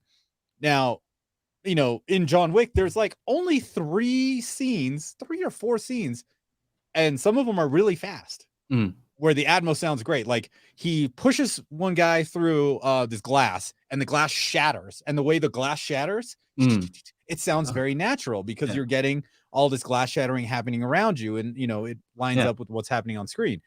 And then there's that, but that's what, 2 seconds, 3 seconds out of the entire scene. And there's nothing really else that happens in that scene. That's when the guys are attacking his house. Then there's the rain at the cemetery. And really, there isn't much after that. Yeah, but that rain sounded much more precise with Atmos, right? So versus I didn't try upmixing it. Yeah, so when I upmix it, it just sounds lower in volume. There's less happening compared to the Atmos one. They really put a lot of rain up there, right? Yeah. A lot of sound. And so the aural upmix is lower, but I guess this is also saying what we've been saying is you can have both. When you have them set up on wall like that, I can switch back and forth very quickly and very easily. And Atmos, when it's done well, sounds excellent on my system. Aural, when I need to upmix, sounds good on my system, right? Sounds excellent. So I think that's what I'm hoping for is everybody can have a chance to try out these different things and have a layout that is that will work on all of the different systems, right? It's like me and like wanting all the HDR formats on one TV, like just to have it, just out of the blue. We're watching something on Amazon Prime, and then it's in HDR 10 plus, and then my TV can play it. Just in case, whether it's not going to be here for long or not, I don't know. Don't care. I just want to have it. Dude, speaking of like video stuff, so I just got the Apple TV 4K, right? And it keeps wanting me to use Dolby Vision. Like, I swear to you, it feels like a in the menus, marketing play. In the menus and stuff like that, right? That's what it's asking you. The first thing is who needs it? It's like, all right, you can use HDR or HDR10, or you can use SDR, but there's a whole different like button that looks all nice. It's like Dolby Vision, right? And if you change to the other ones, it's like, are you sure? Are you sure you don't want you want Dolby Vision, don't you? I thought Dolby Vision. And like I'm starting to wonder, is that like conspiracy theory, right? It seems like a marketing play because every time it switches, every time you turn it on, Dolby Vision on the top. Do you want to try Dolby Vision? Not really, not in the menus. Well, like what do I need to here's the thing is it tries to apply to everything. So I tried playing one of my videos. I know what my video is supposed to look like, right? Yeah. So I have a calibrated monitor here and I played it on there. I'm like, oh, it's trying to like tone map this stuff. Right? It's trying to do something to get this SDR to make it work with Dolby Vision. And it wasn't quite right. Yeah. Right. And, it's weird. So technically on that Sony 800XM X800 M2 player, when you go in and toggle Dolby Vision on and off, what you're doing is forcing Dolby Vision. That's what it is, right? And even on these Revon players, you can go into the HDR settings and for Dolby Vision instead of auto, you can enforce it. So I was messing around with that. I'm like, I'm watching, this random thing that's supposed to be HDR10 in Dolby Vision, sort of. But the difference is like, why would you want to do that? Because for Dolby Vision to work, it's got to have dynamic metadata. So if you're forcing Dolby Vision on something that's HDR10, which doesn't have any dynamic metadata information, is there a difference? Well, or what's the points? I don't even know. Here's the crazy thing though, is on that video, I switched back and forth, right? My video, I know what it's supposed to look like. I switched from Dolby Vision to HDR. HDR looked the worst. Like it tried to get the SDR to look like HDR, and it was really off, right? And then SDR looked the best because my videos are in SDR. Yeah. Right. So SDR and SDR looked the best. Anyway, I thought it was kind of an interesting thing. I had to call up FOMO. I'm like, hey, what is this? Which one should I put it on? It seems like they want me to use Dolby Vision. Yeah. Right. But anyway, if anybody has an Apple TV, I would recommend for most content, I think most YouTube, if you're going to watch a lot of YouTube stuff, a lot of that's just going to be an SDR. Throw in an SDR because if it isn't in Dolby Vision, it'll switch automatically, right? Yeah. So in the settings, in the video settings, you just say match content. So if it's Dolby Vision content, it'll play Dolby Vision. If it's HDR10, it'll play HDR10. If it's SDR, it'll play SDR. I have that setting on, Chana, but I have the Dolby Vision on. It doesn't seem to switch to SDR. So if I go if I watch a YouTube video and I have Dolby Vision on, if I hit the menu, you know how usually you have picture setting and it has picture setting for Dolby Vision. Yeah. Right. If it's in Dolby Vision, it'll still say Dolby Vision if I'm on my YouTube video. Like this is not Dolby Vision. This is my YouTube video. Yeah. So I think they're really trying to push that somehow. Dolby's got those deep pockets, man. Yeah. You know. Just very interesting. I vote Betamax. Betamax for you? I vote Betamax. You know what I think about that? Hey, check this out. I want to show y'all something that's really cool. Right. I got the speaker from from a guy who asked if I would be willing to review it. It's a Bluetooth speaker, and it plugs directly into the wall. I was wondering what that thing was. It's $70. Oh, You interesting. can buy it on Amazon. You can buy it direct from them. Cool. But yeah, and it plugs directly into the wall. I don't know what. I guess maybe that's for external charging or something. I don't really know. You can put music on it, maybe. Maybe, yeah. I'm not really sure, to be honest with you, but I really like it. It's a pretty awesome little thing. I mean, it doesn't sound great if you're sitting. I don't know. It's not a hi-fi speaker. None of these kind of things are supposed to be. They're like lifestyle speakers. Yeah, absolutely. But dude, it connects like right away. It stays connected for days. You can come right back to it and fire it back up. I like it, man. I love how we use the wall. Yeah. But it doesn't have boundaries, baffle step compensation. So there's like a 60B like dip from about like 2K down to about 800 hertz. It just kind of falls off. But if you so that's measured on axis, right? Mm-hmm. But if you're like standing up and you're walking around a room, you're above the speaker, right? So it actually sounds pretty neutral depending on, where you are in the room. But again, with stuff like this, I don't really care about so much about accuracy, it's not about fidelity. Is it okay? Like, I mean, you plug this thing into a wall and it stays connected without issues, no dropouts. It's great. Because it's $70. Yeah. Well, I just like a really little more lenient. Like, it's $70. Well, I think if they said it was hi-fi or something like it was supposed to be hi-fi, then yeah, we'd have a problem. But they don't. It's just marketed as like a nice lifestyle convenience little speaker.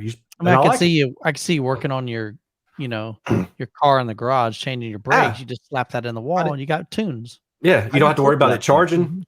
That was fun. So I had to build a baffle. I had to cut out a baffle with a extension cord running into it. Then I had to plug this into the extension cord. Dedication, dude. I spent a day, and then I finally got it measured, and I was like, okay. Donate to his Patreon. Man, some of the stuff I do, I don't think people have any idea. I know you guys know what I'm talking about, but the amount of effort that I put into, I tested just one 3-inch mid-range today for a fellow, or yesterday, and I spent an entire day on it. I tested it 6 different times because the first results didn't quite make sense, and I basically tested another 5 times just to make sure that it was right. Yeah, no, I don't get it. I'm a little bit crazy already, but sometimes you're on like another level of crazy. Like, I don't understand. Like, yeah, I don't know, Joe. You're pretty crazy, bro. You're pretty crazy. Yeah. I don't know. Aaron gets crazy. I mean, look, that measurement is accurate. Like, Hanka says you could put that at the end of an extension cord, right? Yeah. No, you absolutely could. You could put it wherever, but oh my gosh, you could do that and put it under your seat and butt kicker. Immediate butt kicker. They don't have that. It's only a 2-inch driver, so it's not going to kick your butt too much. But the other thing is you can add multiples and put in what they call party mode, which I only have the one. But butt tickler. Butt tickler. This is getting out of hand now. Hey, so I just like the way like you just everybody's like kind of embraced this phrase lifestyle. It's a lifestyle blink. It's a lifestyle speaker. Doesn't need to be good. It's a convenience. It's a convenient speaker. So this watch that Sasha got me, this brand is definitely known as a lifestyle watch brand, meaning it's not great quality, but it looks cool. And it'll, if you want to coordinate with your outfits and this, that, and the other, hey, go for it. A Swiss movement chronograph that I'm used to buying, but it's just one of those things. It's like, oh, it's a lifestyle speaker. Oh, it's a lifestyle shot. This, that, and the other. Speaking of lifestyle, Aaron. Yes. What's the deal with the Sing speaker? Sing speaker. That's a lifestyle speaker. Oh, that's a lifestyle speaker right there. That's a lifestyle speaker, right? Yeah. But it's a weird speaker. But expensive, right? Oh yeah. Yes. What, 1,700 or 2,000 depending on which version you get, right?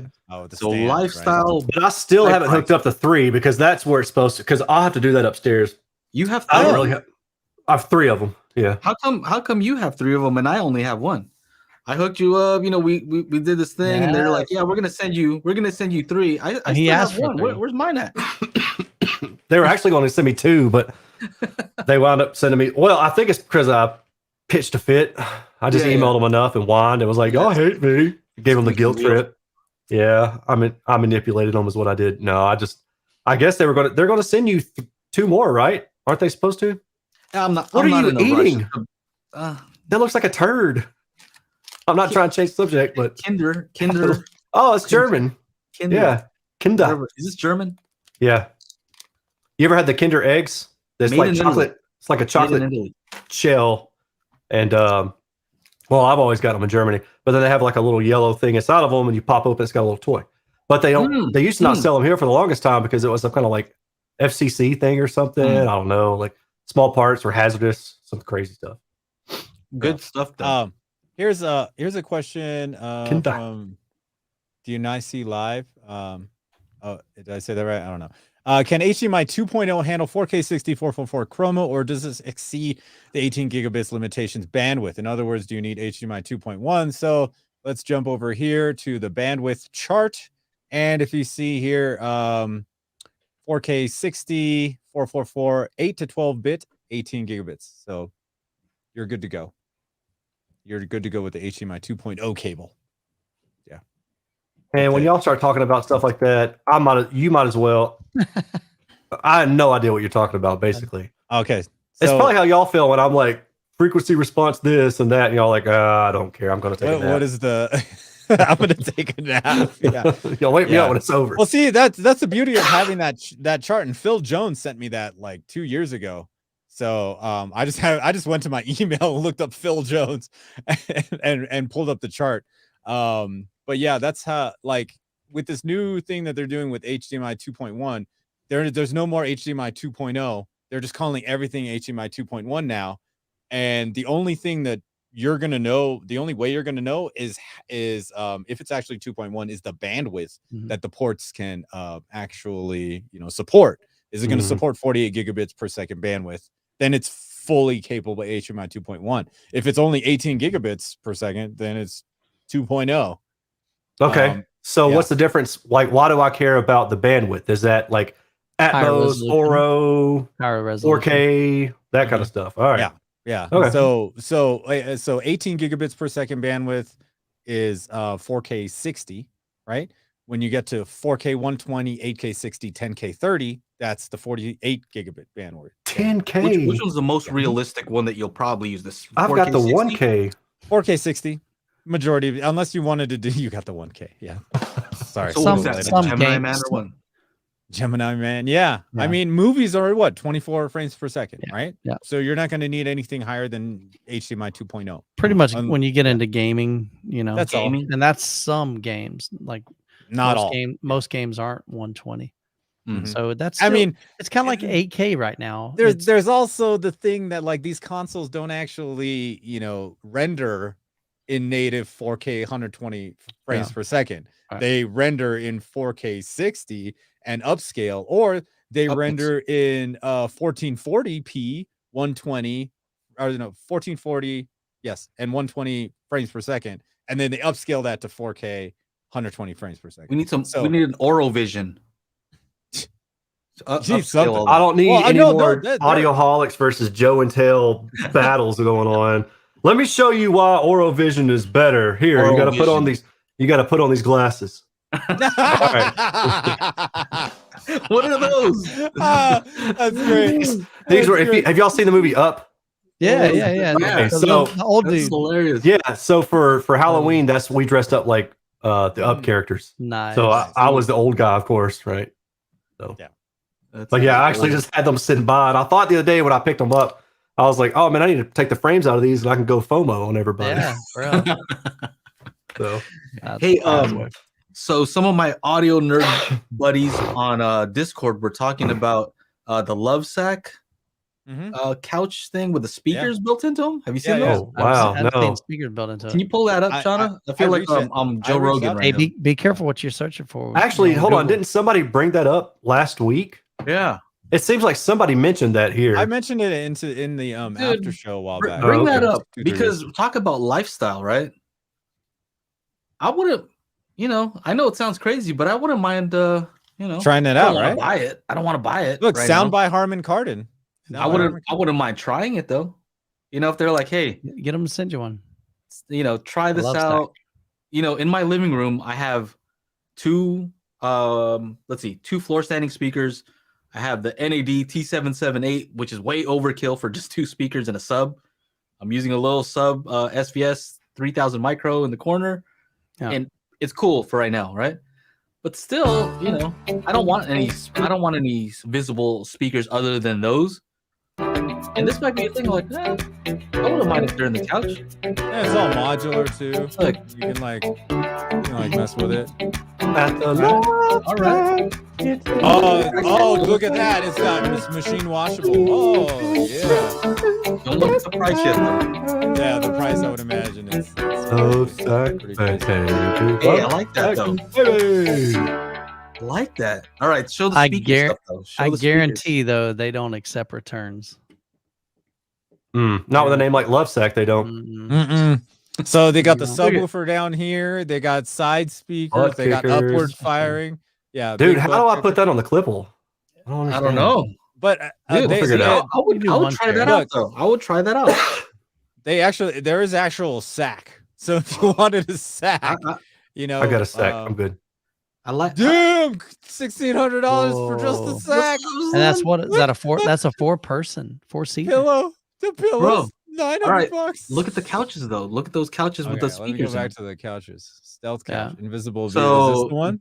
Cool idea. If they sound, I think of it kind of like a car, right? Like car speakers are probably not in the great place. I am skeptical. Why would you have a speaker?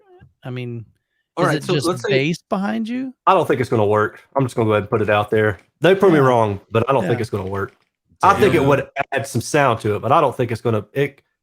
Okay. Wait. Hold on a second. What's wrong with this though? Like, I'm asking, is it a woofer in like the back seat, or is forget it a the driver? sub. Forget the sub for a second. They're talking about everything. See, that's what I'm saying. How in the world, if you've got a mid-range or a tweeter behind you, that's going to sound like garbage. Wait. It's not going to sound like it's coming from in front of you, dude. So if there's a speaker, I'm just saying if you have front speakers. And we're just talking about side surrounds and rear, right? So I don't know what those are. That's the thing. I don't know what I'm looking at. I'm looking at the two ones on the right and the left. Is that firing up behind me? I believe. I didn't. Hold on. Oh, it says sound by Harman Kardon, so it's got to be okay. That's what I said. That's what I said earlier. That's sound by Harman Kardon. Does it sound by JTR speakers? Use front speakers with this. Oh, look at this. Are you supposed to use a soundbar still? Fabric specific tuning. Optimize audio based on your section, your sectional fabric side.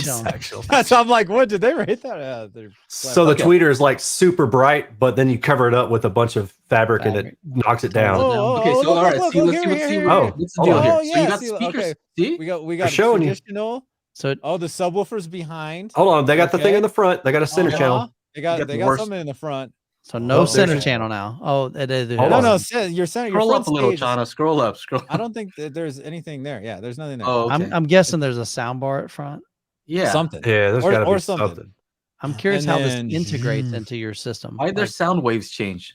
Like now, why did it turn green? So they can. So you know that it's better. So you know, yeah, it looks so much smoother. What?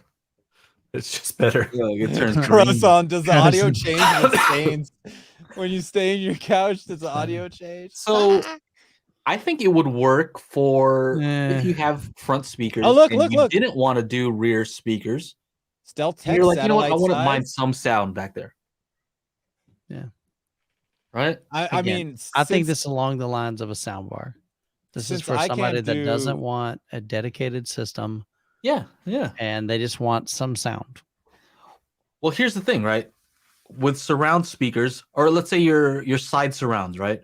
We can agree that unlike your friend with the line arrays, the closer you get to the one, the worse it is for you. That is correct. And same thing for the other person. Yeah. Right. So you're gonna have the guy on the left couch. He's gonna be bombarded with this one. Barely hear the other one because you got a person in the middle of you. I don't see how it's going to work. Let me play devil's advocate here for a second. So if each person had their own surround speaker, though, right behind each one, then they would have a more consistent experience. Right. It depends on what that's playing. He's not. If it's only playing, I don't believe it either, Michael. If I'm the left couch and it's playing the left surround, that's all I'm hearing in the movie is left surround. Well, the reason is I heard somebody say, "What if each chair had a left and right surround?" Now that might decently work. Okay. Hey, look at this. I hear what you're saying, though. Yeah, and this is kind of hot, though. That's hot right there. This is kind of hot. It's got that key wireless charging. Wi-Fi. Yeah, wireless charging right there. That's You're charging. No cables. They charge. Built-in Oh, here it is. Here's the love sack. Like Hey, the MB Quart. The MB Quart. That's a boss setup right there, bro. There it is. 100 Boss watt powered platform. 8-inch subwoofer. All right, that's better than they a just butt they Read the last misspelled it. part. They just misspelled it. It's supposed to be built-in You're boss. feeling it. You're not just seeing the action. There you go. I like it. Something. Oh, for everyone. dang. Look at that. Oh, That's look at 3D. this. That's 3D. Ooh, Robot. Dang. Dude. Walking up I on think you Joe's like that. excited. You know what? I think this will totally work. Even look at the food down the bottom left of that section that was even getting sound. See? It looks nice. See, the He was on food a is getting the 20-yard sound. line. No, For sure. no, Aaron, you're Okay. being ridiculous now. Okay, It's hold gonna on a work. second. I'll tell you what's Your ridiculous. Look at the Sactional price. is designed for everyone. Okay, so we got a side firing. Whether you're buying your first setup or upgrading an existing one. Oh, look, you got we need to sound put all a- around here. You got to Do we be need to Don put or a- Jonathan to buy this thing. How much? Don or Jonathan. I guarantee they'd send you one. Just ask Go them. go look at the price. Oh, look, it had a bunch of 3,500. XLR outputs. Yeah, it You see did. that? Yeah. XLR. Interesting. Yeah. Either Yeah, that or when it was the- some kind of when he's crazy powers. Yeah. Pulling out I'm- the I'm subwoofer. curious- When he's I'm pulling out curious the how subwoofer. it Yeah. connects to your system. Here, watch. On that- Right Yeah, there. right there. Oh, Hit the pause. XLR right There's there. no Mogami pause Gold. on this. Yeah. Hmm. Harman. Interesting. I bet that's the same Hit us system up. that's in the BMWs. They're like, we have some extras. Just This is yeah. We got some Yeah, extra take butt 'em. kickers. all right. So where's the pricing? Shop now. Shop It's now. like 3,000. Watch this, China. Some China money here.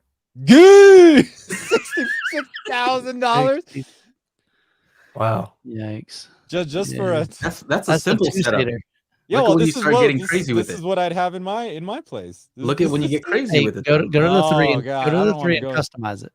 I Oh want my more. God, 86.25. Yeah, there you go. Now we're talking. There's something from the. Jeez. Oh, look at this one. This is a weird. Hey, Love Sack, send me one. What I'm is down to this? try it out. Dude. So I how don't wanna durable send are it these back. things? Right 10 now. seats with. I don't want to send that back. I don't want to. Jeez, man. Oh yeah, you definitely don't want to have to package that back up. I have a hard enough time with tower How they speakers. add slack to everywhere.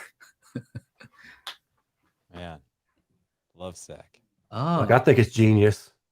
I think You it's a guys neat idea. I don't know about the sound quality. So if the idea is that you start off with a left LCR up front and then you add that and that provides the surround, Round stuff, yeah. then I'm okay with it. yeah.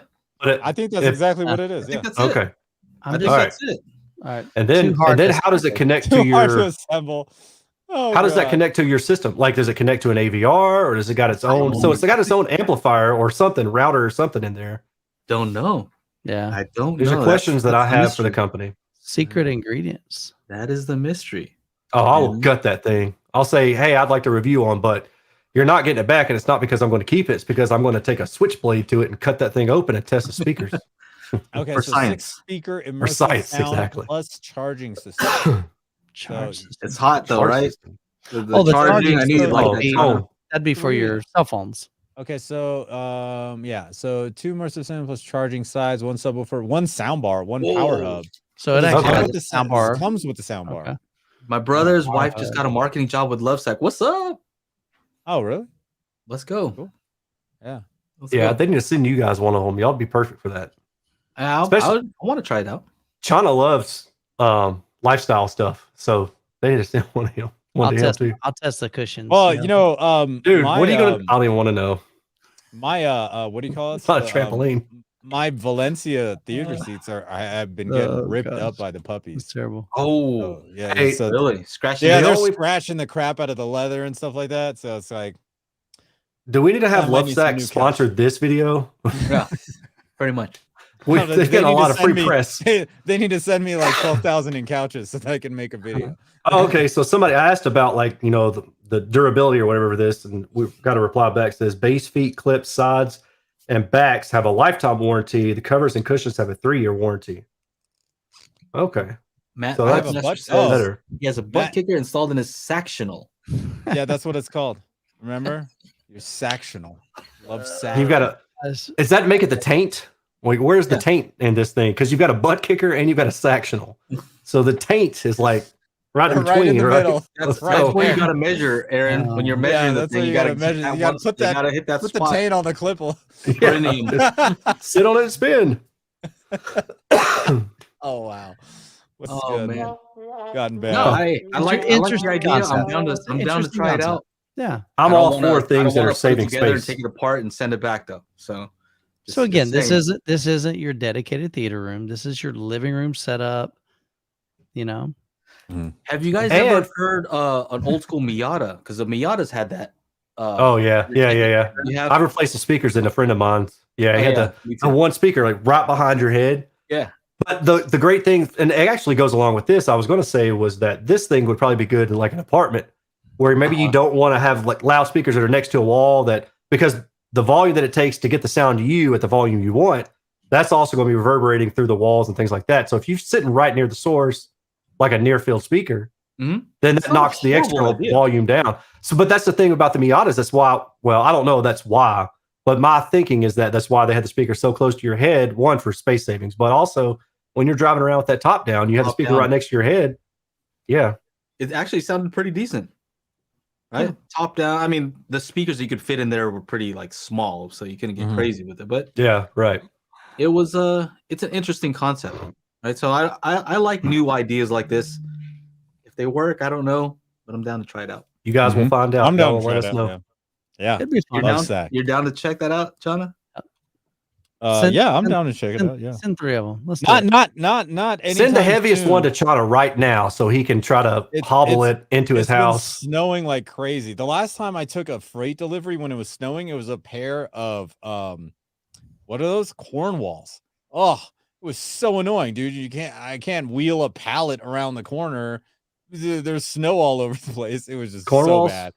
The clip stuff. Yeah, they're huge. Yeah, and heavy and all that stuff. So yeah, nothing anytime soon. I saw you on Shane's video. He did you dirty because you're like, hey, I'm gonna have to crawl out of here to go do something. So I had to go check on the rice because instead of like clicking off of you, he zoomed in, so it was just only you crawling, looking like a horror movie. Whatever.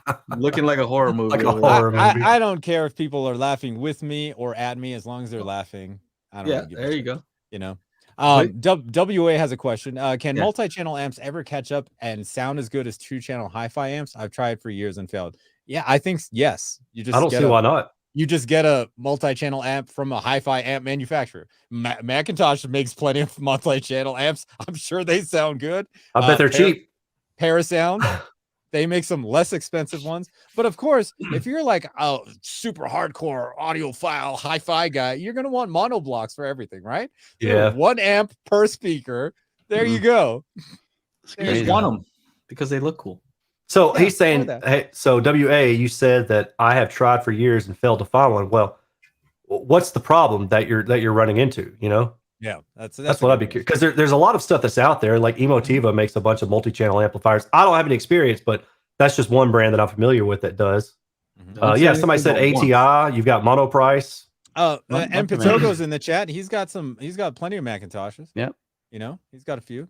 So I don't think it's hard at all. But yeah, again, like what Aaron's saying. Good job, Michael. Don't Aaron. Good job. Michael started laughing first. Michael broke. I saw Aaron. I didn't even look at Michael because I was like, "Oh my god!" I saw Michael going, "Oh man, I've been in Kansas too long." We're not in Kansas anymore. Yeah, that's right, Michael. But yeah, I just I don't know.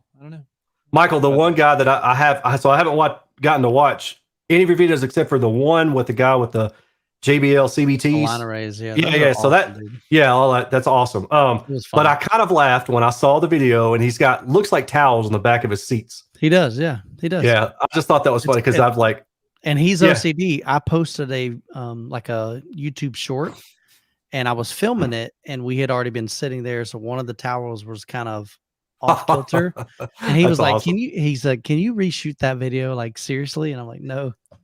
But yeah, so they did. But a lot of those guys found they do that. They have the little towels on there, and honestly, it's a great thing because I've even noticed with my Valencia seats that they're because of the oil in your hair.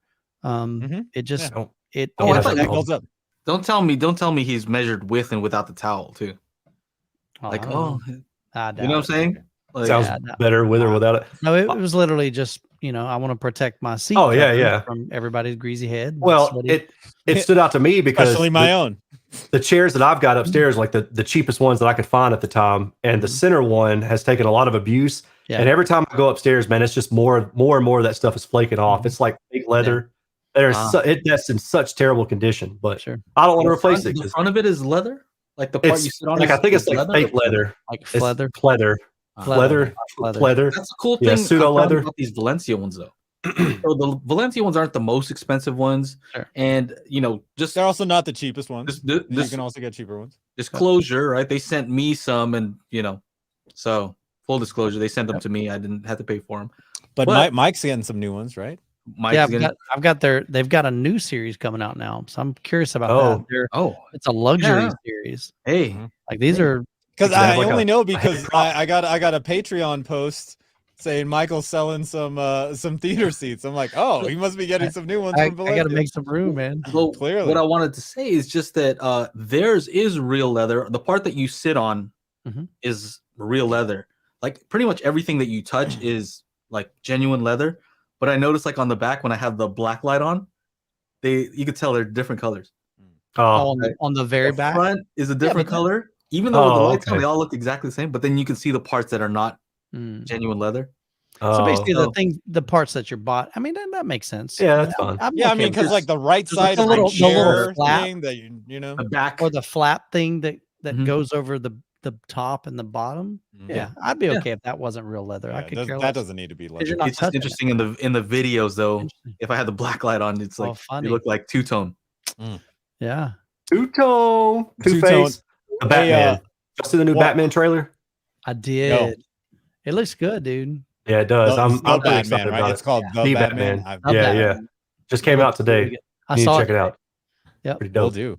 I sent it to my son. I'm like, "What do you think?" He's like, "Dad, oh yeah, we're going." It's super dark. Yeah, sweet. It'll be fun. Anyway. It's got the I don't remember his name, but it's the Twilight guy. So apparently, great actor. Yeah. I mean, no, seriously. Like, apparently, like he's. I don't know. What are we going emo for everything these days? Emo Q, emo. Like, we need Batman. We need this big burly dude. Who's the best Batman? It's Batman. Tell me who's the best. Which best? Fucking Michael Keaton, dude. Let's be real. I think I've got to go Michael Keaton. I like Michael Keaton, but I think that's a lot to me. That's for nostalgia. Like if I'd grown up without that, then I probably would have loved. What's it? Christian Bale's his Batman because he ain't no joke. One of my favorite. Bale swolled up. Man, remember when Tom Hardy just picked him up above his head and just broke his back? Oh yeah. Spoiler alert. It's bad. Yeah. Spoiler alert. Thanks. Yeah. Right. If you haven't seen it in 12 years. Oh, I love Tom Hardy. Yeah. Real quick one. Unfortunately, due to all the snow, we couldn't really make it to the market to get all the ingredients for the coquito. But yeah, she's gonna make it. She actually knows what it is. So Juan sent me like a holiday recipe drink thing, but again, we couldn't make it out to the market because who was I telling earlier? Like my first year living here, I actually had to buy a dozen eggs from the gas station one time because all the eggs were gone, and then the truck from LA coming to Vaughn's here couldn't. The highway was closed. So there'll be times we won't have anything. So we have to actually stock up on bread, milk, eggs, a few days before the storms or before like holiday weekends, because there's going to be nothing in town at all. Real quick. Who's the worst Batman? Oh, who do you think? Kilmer? No, Clooney or Kilmer? He was okay. Clooney? I can't say Adam West because like it was super corny, but it was supposed to be. So you can't fault him for that. Ben Affleck. I like Ben Affleck as Batman. He wasn't that bad. Yeah, like in these newer movies, the DC ones, the like Batman vs Superman, it's not bad. Oh, so I think the movies are bad. I feel like he's drunk. I think those movies are terrible. I'm really upset that they even put them out there. They should have done better. But Ben Affleck. Yeah, I don't know, man. Anyway, just wondering. Jim Carrey is the worst of all. Actually, I like Jim Carrey as a Riddler. I don't know, as the Riddler, he was good. Have y'all seen did y'all see Sonic with him in it? Sonic the Hedgehog? No. Is that any good? It's actually good, and they've got a second one coming out, and he's going to be back in it. Yeah, you need to watch it with your Rotten kids. Tomatoes on this thing. You need to watch it with your kids. It's actually pretty darn good, man. Is it scary though? They get scared over any little thing. I don't. Well, I don't think so. You need to take them to see Sing too. That one just come out. Oh yeah, I want to see that. Pretty cool. Actually, looks pretty cool. Sonic 1. Sonic the Hedgehog. Sonic it was good. Jim Carrey was awesome. 493. Yeah, dude, it was a good movie. Like it was much better than I thought it was going to be. Okay, when you look at Rotten Tomatoes, do you pay more attention to the professional critics or audience? I don't really look at scores. I mean, that was almost like watching Siskel and Ebert, and like back in the day, and be like, these guys are lame. I love that movie. I like Siskel and Ebert. Yeah. I mean, you know, just like with everything else, it's very subjective. Like you either like it, you don't like it, you like it for some reasons, you don't like it for other reasons, whatever. You know, I think the audience scores usually kind of jive with what I would say, just because people are going into it with the similar expectations as you. Mike makes his own score. Yeah. I just don't look at. I guess when it comes to movies, if it's something that looks interesting, like the trailer, then I go see it. I don't care what other people think about it or what they say about it. It's like I'll go make my own opinion, and then if I like it, I'll buy it on 4K. You know, yeah. I do that with some, but if it's something I'm on the fence about, then if it's got a pretty crap review, then I'm probably not going to waste my money. I'll just wait for it to come out on streaming. If I'm on the fence, I'm not going to see it. Yeah, I guess that's just me. Like I'm only going to see stuff that I really, really want to see. Well, like there are some though that you're like, oh, that looks good, but I just don't know. You know, then I wait. That's what I'm saying. Then I wait. It comes out on Netflix or something like that. Do you know what movie was really good? That I had no idea that was going to be good. Palm Springs. It's on Hulu streaming. 2020. Palm Springs. Yeah. Was that with dude from Lonely Island? What's his name? Used to be on Andy Samberg. Was that him in it? Yes. Andy Samberg. Samberg. Yeah. Okay, so I need to watch that. I've got that on my list. That was a surprisingly good movie. I was just like, holy crap, this is actually pretty cool. Yeah, Keeping Up with the Jones. Palm Springs is hilarious. Yeah, it was a great film, and you know it was just on Hulu, so we streamed it. I'm like, this is fantastic, and like even Sasha was like, yeah, this is pretty good. Yeah. So Spider-Man is 93% on Rotten Tomatoes. Oh yeah. Oh, how about Matrix? Resurrections. 65%. Resurrections. 65. Don't Look Up is 55%. Did y'all see Don't Look Up? Everybody's like West Side Story is 93%. Totally 50-50 on that. Yeah, Don't Look Up was 91. How about the House of Gucci? And House of Gucci that's something I want to see when it comes out. Maybe not. 61. I'll watch it maybe on streaming. My wife's been asking for that. She's like, is that on those download sites yet? I'm like, no. Let's see. It could be. West Side Story? When was that? That's that new one. Yeah. It's like another remake or something. I don't even know. Remake of a remake. Because it's hard to get. It's hard to find something original these days. It's a sequel or a remake or a reboot, and then a sequel of the reboot. Sequel to reboot. They need to make a pre-boot. A pre-boot. That would be pretty funny. Be kind of cool. You mean an original? Yeah. It's a pre-boot. It's funny you say that though. So like my mom, we went to visit family in Kentucky last weekend, and we were coming back home. And my mom, when I was younger, she used to. It's kind of how I learned so much music trivia, right? She used to say, "I'll give you $1 or I'll give you $2 if you can tell me who sings the song or whatever." So I grew up with that, right? Yeah. So we're heading back home, and she goes, "I'll give you $100 if you can tell me who sang this song." And I think it was Rod Stewart was singing it. It was The First Cut's the Deepest. And I was like, Sheryl Crow sang it. Yeah. Right. Well, I said, well, Sheryl Crow sang it. She was like, well, who sang it first? She didn't think I'd get it. I was like, oh, Cat Stevens. And she's like, son of a. She's like, I'm not giving you $100. I've already paid for your life so far. Wow. But she had no idea. She had no idea that I was going to guess it. What's your limit to knowledge of like music trivia? Like it's mostly pop related stuff, man. Okay. That's kind of it. Like I don't go back to the 50s or anything like that. But some stuff I just retain more than other things, I guess. You guys got to test them. So if you have a question, try to stump Well, that was so funny. I played that. Somebody did a remake of that ABBA song on that DJ stream, Joe, and I was just like, oh yeah, who sung this one? And dude's like, ABBA, of course. And you're like, Joe's like, yeah, test him, Chana, test his might. I'm like, what the fuck? Oh yeah, Chana's pretty good though, because you have to know a lot of. I bet he is music. So yeah, I'm sure Chana is. When you guys have your little jokes about stuff, you're like, oh, he gets it. Yeah. The one I missed that one time when Chana made a reference to Journey. I was driving in my car listening. I was like, oh, I want to call back into it. Let's go back one day. Mike Ortiz asked, what movies are y'all looking forward to? And just like somebody else said, Dune. I want to get Dune on 4K for sure. I think it's January something. It's the release date. Some people have ordered it on Amazon or pre-ordered it and they just shipped it out. So that's probably a mistake. But whatever. Let's see. They're going to have. So yeah, somebody mentioned Top Gun too. Hey, Top Gun. Mm-hmm. There's going to be the Thor movie because I'm looking it up. Thor: Love and Thunder will be next year. Some stupid Aquaman movie. I'm so mad at DC. Yeah. Jurassic Park will be out. Jurassic Park's going to be one of those ones that's like, I want to see it, but at the same time, it's probably going to suck. So I don't know. Like, I don't know. Did y'all see the last one that they had? The Forgotten World one? Was that what it was? I don't know. I can't remember. So they've had two in the reboot. I only watched Spielberg ones. Yeah, that's right. All right. Yeah, they had two in the Jurassic Park snob over here. No, that's right. Spielberg ones. No, seriously, that dude knows how to, like, the sense of the way he does the cinematography. Like, he knows how to do it. I received James Bond 4K today. Really, Daniel? That's awesome. Yeah, that's another one too. Die Another Day, or is that what it's called? No. Or is it Reason to Die, or No Time? No Time to Die. No Time.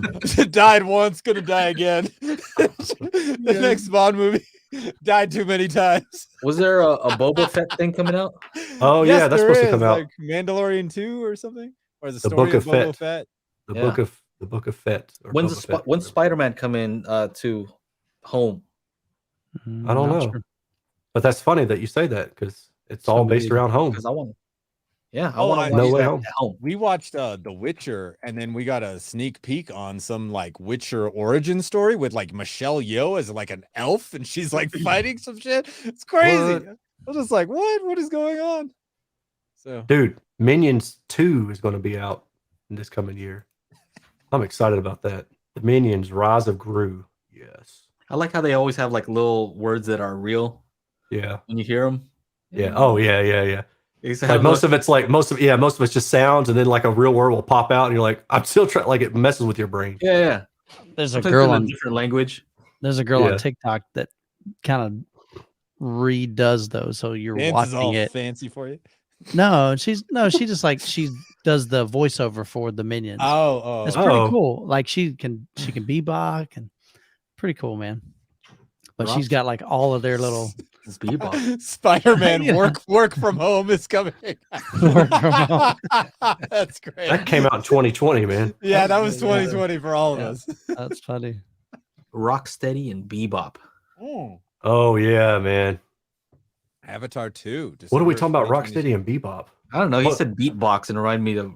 Yeah. Oh yeah. I was like, there's going to be a new Ninja Turtles. What's going on? Yeah. Mm-hmm. I'm excited. Krang. Yeah, there you go. And then there's not one episode where he doesn't say Orokusaki. Oh yeah. He always has to say it. Oh, the rat. Oh man. Fools. Right. Dude, the first Ninja Turtle movie was so freaking awesome, man. It's still such a great movie. Everybody should go back and watch that as an adult. First like movie one with like, like in 89 or whatever. Yeah. Oh yeah, Top Gun Maverick is coming out too, right? Yep. I'm excited about that one. We've been waiting forever though. Any of you guys ever do that thing where you watch a movie with somebody else? Like I think Apple has that now where you can like you can watch party. It's a watch party. Yeah, watch party. Yeah. Anybody do that? That seems kind of weird, but I'm not judging. Well, it sounds like a cool idea. I guess when somebody pauses it for everybody. How does that work? I'd be messing with people. I go to the bathroom. Yeah. I've been holding it for like 30 minutes. Yeah. I'm like, I've drank this whole Yeti, man. I'm like, holy cow. Let me see. Yeah, I just got this too. What's up? Oh, You know what's funny? So Tim got me a Macintosh. coffee mug, and then the Valencia Theater people sent me a coffee mug. Oh, I said this earlier. Were they the same? No. The other one's a nice like to-go tumbler thing that I can take to work and stuff. So I'm like, man, I'm like all like investigating coffee makers on Amazon. Like, maybe this is a new hobby. Oh, no, is that why you asked like my coffee situation? Yeah, like what's going on? Why is everybody sending me? Is this a hint? Do I need to drink coffee? You know, maybe I need to get into this. So I've been looking at some Nespresso machines. Like just get a Keurig. Check out Mike Ortiz. Joe Loki wants to watch party with y'all. What's it gonna be? It's gonna be crazy. In Oro on our phone. In Oro. Yeah, in Oro. You got your headphones on? Hey man, move your head 3 feet to the left. It shifts my sound.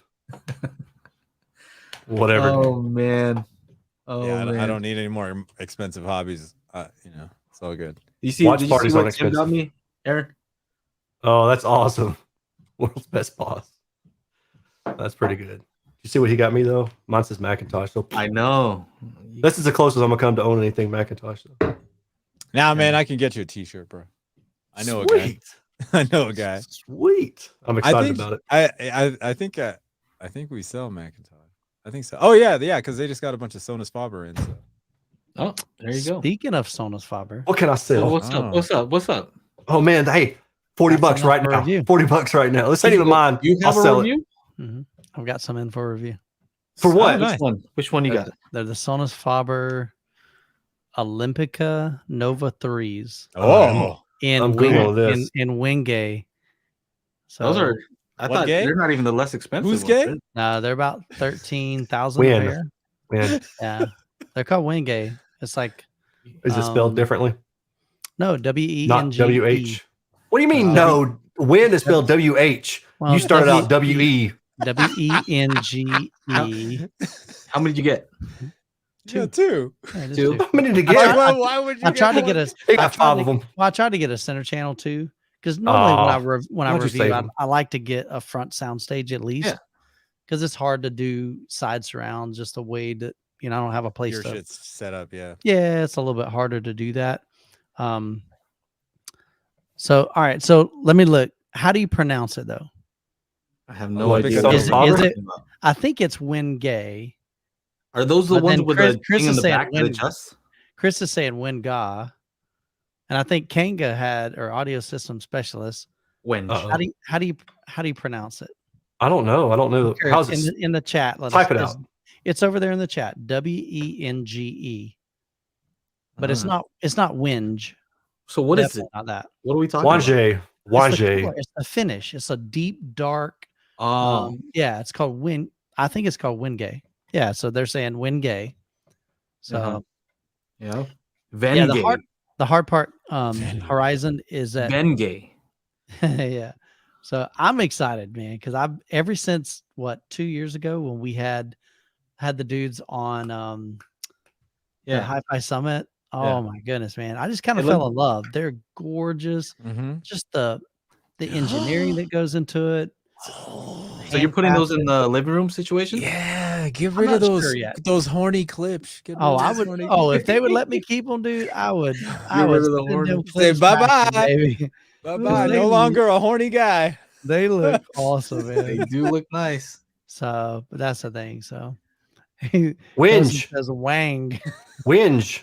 According to Wikipedia, the word W-E-N-G-E pronounced W-H-E-N-J, Winge. And then if you actually Google W-E-N-G-E, pronounce, it comes up and it says it for you and it says Winge, W-E-N-J. So look at finish, because my understanding is I want to say it's a type of wood. Everybody knows Wange. It's Wangay. Wangy. Wanye. Wasn't that that was the review? I got some Wangy speakers. Wow, oh my God. He went from horn to Wang. Voice him in. Wanye. Yeah. Wanye. No, hold on. I'm not gonna. Why don't you just ask them? I will. But I think she already told me, but it took a while to get them. Just be like, hey, how do you pronounce Wingay? Yeah, just see what happens. I'm pretty sure she did get. I've got to just go back. Did you get them directly from them or from Macintosh? Yeah, from Macintosh. Yeah. So it was Oh gosh. Well, I know who I'm going to talk to. Here's what happened. Well, here's what happened. I reached out to World of Macintosh because I'd love to do a tour there. Oh yeah. But they're moving locations. What? So, yeah. So I wonder if it's too expensive. From that weird place that they had. It's like a townhouse. Yeah. With multiple rooms. There's no telling how much that cost. Oh. Because isn't that like right in, I can't remember the area, but it's like a Soho or something like that. Like it's and it should be. I mean, think about it. Macintosh, it should be in a. It's a lifestyle speaker. Yes, it's definitely a lifestyle. A pricey one. A lifestyle I will never be able to afford. It's actually been in a couple different. I know it was in Mr. Robot because I actually saw it in Mr. Robot, like that townhouse. So Derek says Wenge. We're still on that. Will and Paolo so Wenge. So yeah, jeez. Whatever, dude. They're all wrong. They're saying it wrong. They don't even know. You know what's funny? You guys ever notice that you always see Bowers and Wilkins speakers in like shows where they're supposed to have like a rich guy? If there are any speakers, they're always like Bowers. And Wilkins speakers. You know what's funny? We watched $1 Million Listing, and we had watched the New York one, and this guy was selling his apartment, and boom, D300 or whatever diamond BMWs. I'm like, hey, he's got $30,000 speakers. I think also in what is that one? Hold on, can't remember the dude's name. Adam Sandler in that one serious movie, Uncut Gems. I never saw. Oh yeah, that's a good movie, Chana. That is a good one. You got to watch that one, bro. Good audio too. Good audio. What is it good called? Story. Yeah. Here you go. Check it out. Tropical Timber, very dark. Yep. Check it out. I'm sharing the screen. Y'all got to open it up. All right. Y'all seen The Departed, right? Oh, yeah. So The Departed has Macintosh stuff in it. Macintosh. Yeah. Look at all that Macintosh they got in there. Macintosh and John Wick 3. Yeah. See, he caught it too. If you watch Hawkeye episode 4 or 5, they had some Bowers. They weren't the most expensive ones. They were just like they were still boxy, little bookshelf speakers. Probably like the 700 series. But yeah, Uncut Gems. Dude, Chana, you gotta watch 2019, huh? Comedy crime drama. Yeah, you would like it. Dude, you'd like right it. up your alley. For sure. Sweet. I know your style, and I think you're gonna like it. You're gonna love some good music in there. Julia Fox. All right. See what I'm saying? See? I try not to say it. Anybody with the last name Fox, you know. I wanted you to discover Megan Fox, Julia Fox, whatever. Yeah. Aaron is a fox. What? No. What? What? Oh my gosh, I can't believe we made it past the 2-hour mark. That's what she said. Oh no, better yet. In your dreams. That's a better one. Be like, I'm tired. Let's quit. Okay. Actually, that's funny you say that though, Mike, because I think I'm gonna get a pair of those new bookshelves from Sonos. They look awesome, man. Seriously, yeah, pretty reasonably priced as well. Yeah, not Michael Fox. Look what Tristan posted. I knew when I said that. I'm like, oh, here we go. In Back to the Future 2, where he dressed up like his sister. Yeah. Yes. Yeah. Chana was all over that. He's like, oh yeah, that's my favorite scene when she comes down the stairs, flips her hair. Mom, is that you? Oh god. Yeah, MGK, lucky guy. Yeah. Oh man, he's like a dipshit. But hey, he played a good Tommy Lee in The Dirt. He did a good job. And my wife was like, was Tommy Lee that much of a dork? I was like, yeah, kind of. Every interview I saw, yeah, he was kind of a dork. But anyway. Wow. Tristan, shots fired. No pun intended on that one. That's just wonder why he's spilling our secrets, man. Tristan, man, you're supposed to keep that between us, bro. Whoa, what's going on here? We were talking about gay earlier. Right, exactly. When gay? when were you gay? Wengy. I got this deal going on. I guess I'm gonna do kind of like what Michael did with audio advice. You had the show, right? So they invited me on. Cool. to talk about some other speakers that they just got an exclusive with. I guess it's Heko. Oh, I saw that. Everybody seen those? I think I've heard of that. Yeah, I think I've actually heard of that. Somebody actually asked me if I would test one of the, and I was like, I've never even heard of that brand before. So they're gonna send me a whole set. That's why I asked Michael how many you're getting.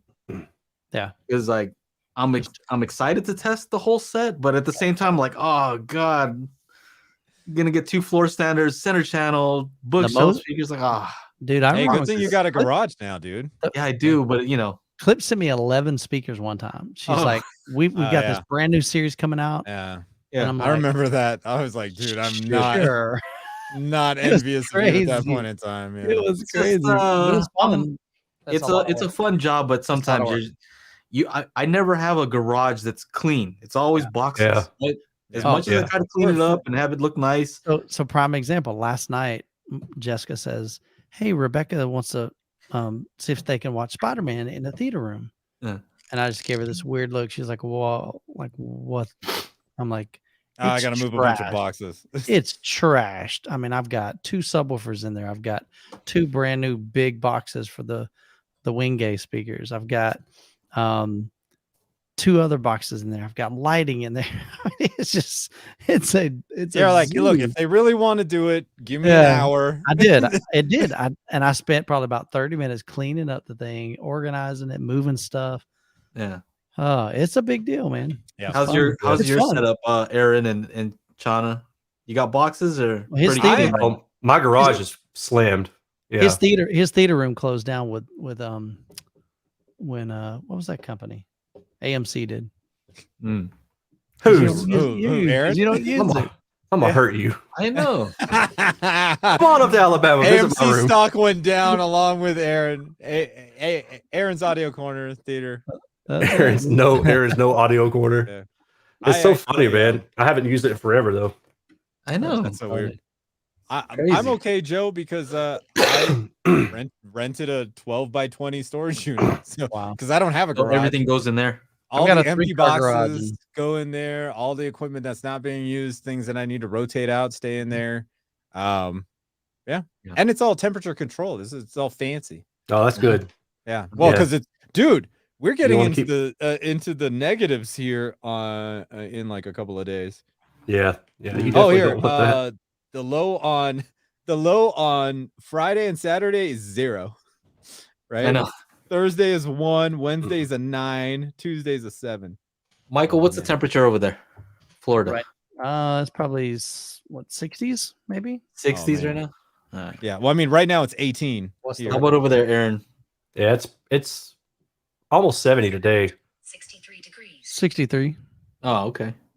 Not bad. Man, that's hot. Yeah, it's 68 right now here. That's good.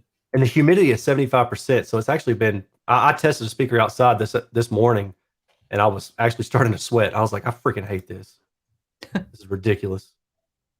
All right. Hey, we're at 2 hours. Let's go do some after show stuff. If you can stick around, whoever wants to, I'll be there. I'll be there for just a little bit. Yeah, I'm still trying to catch up from the previous trip, man. Try to muster. I'll pop in.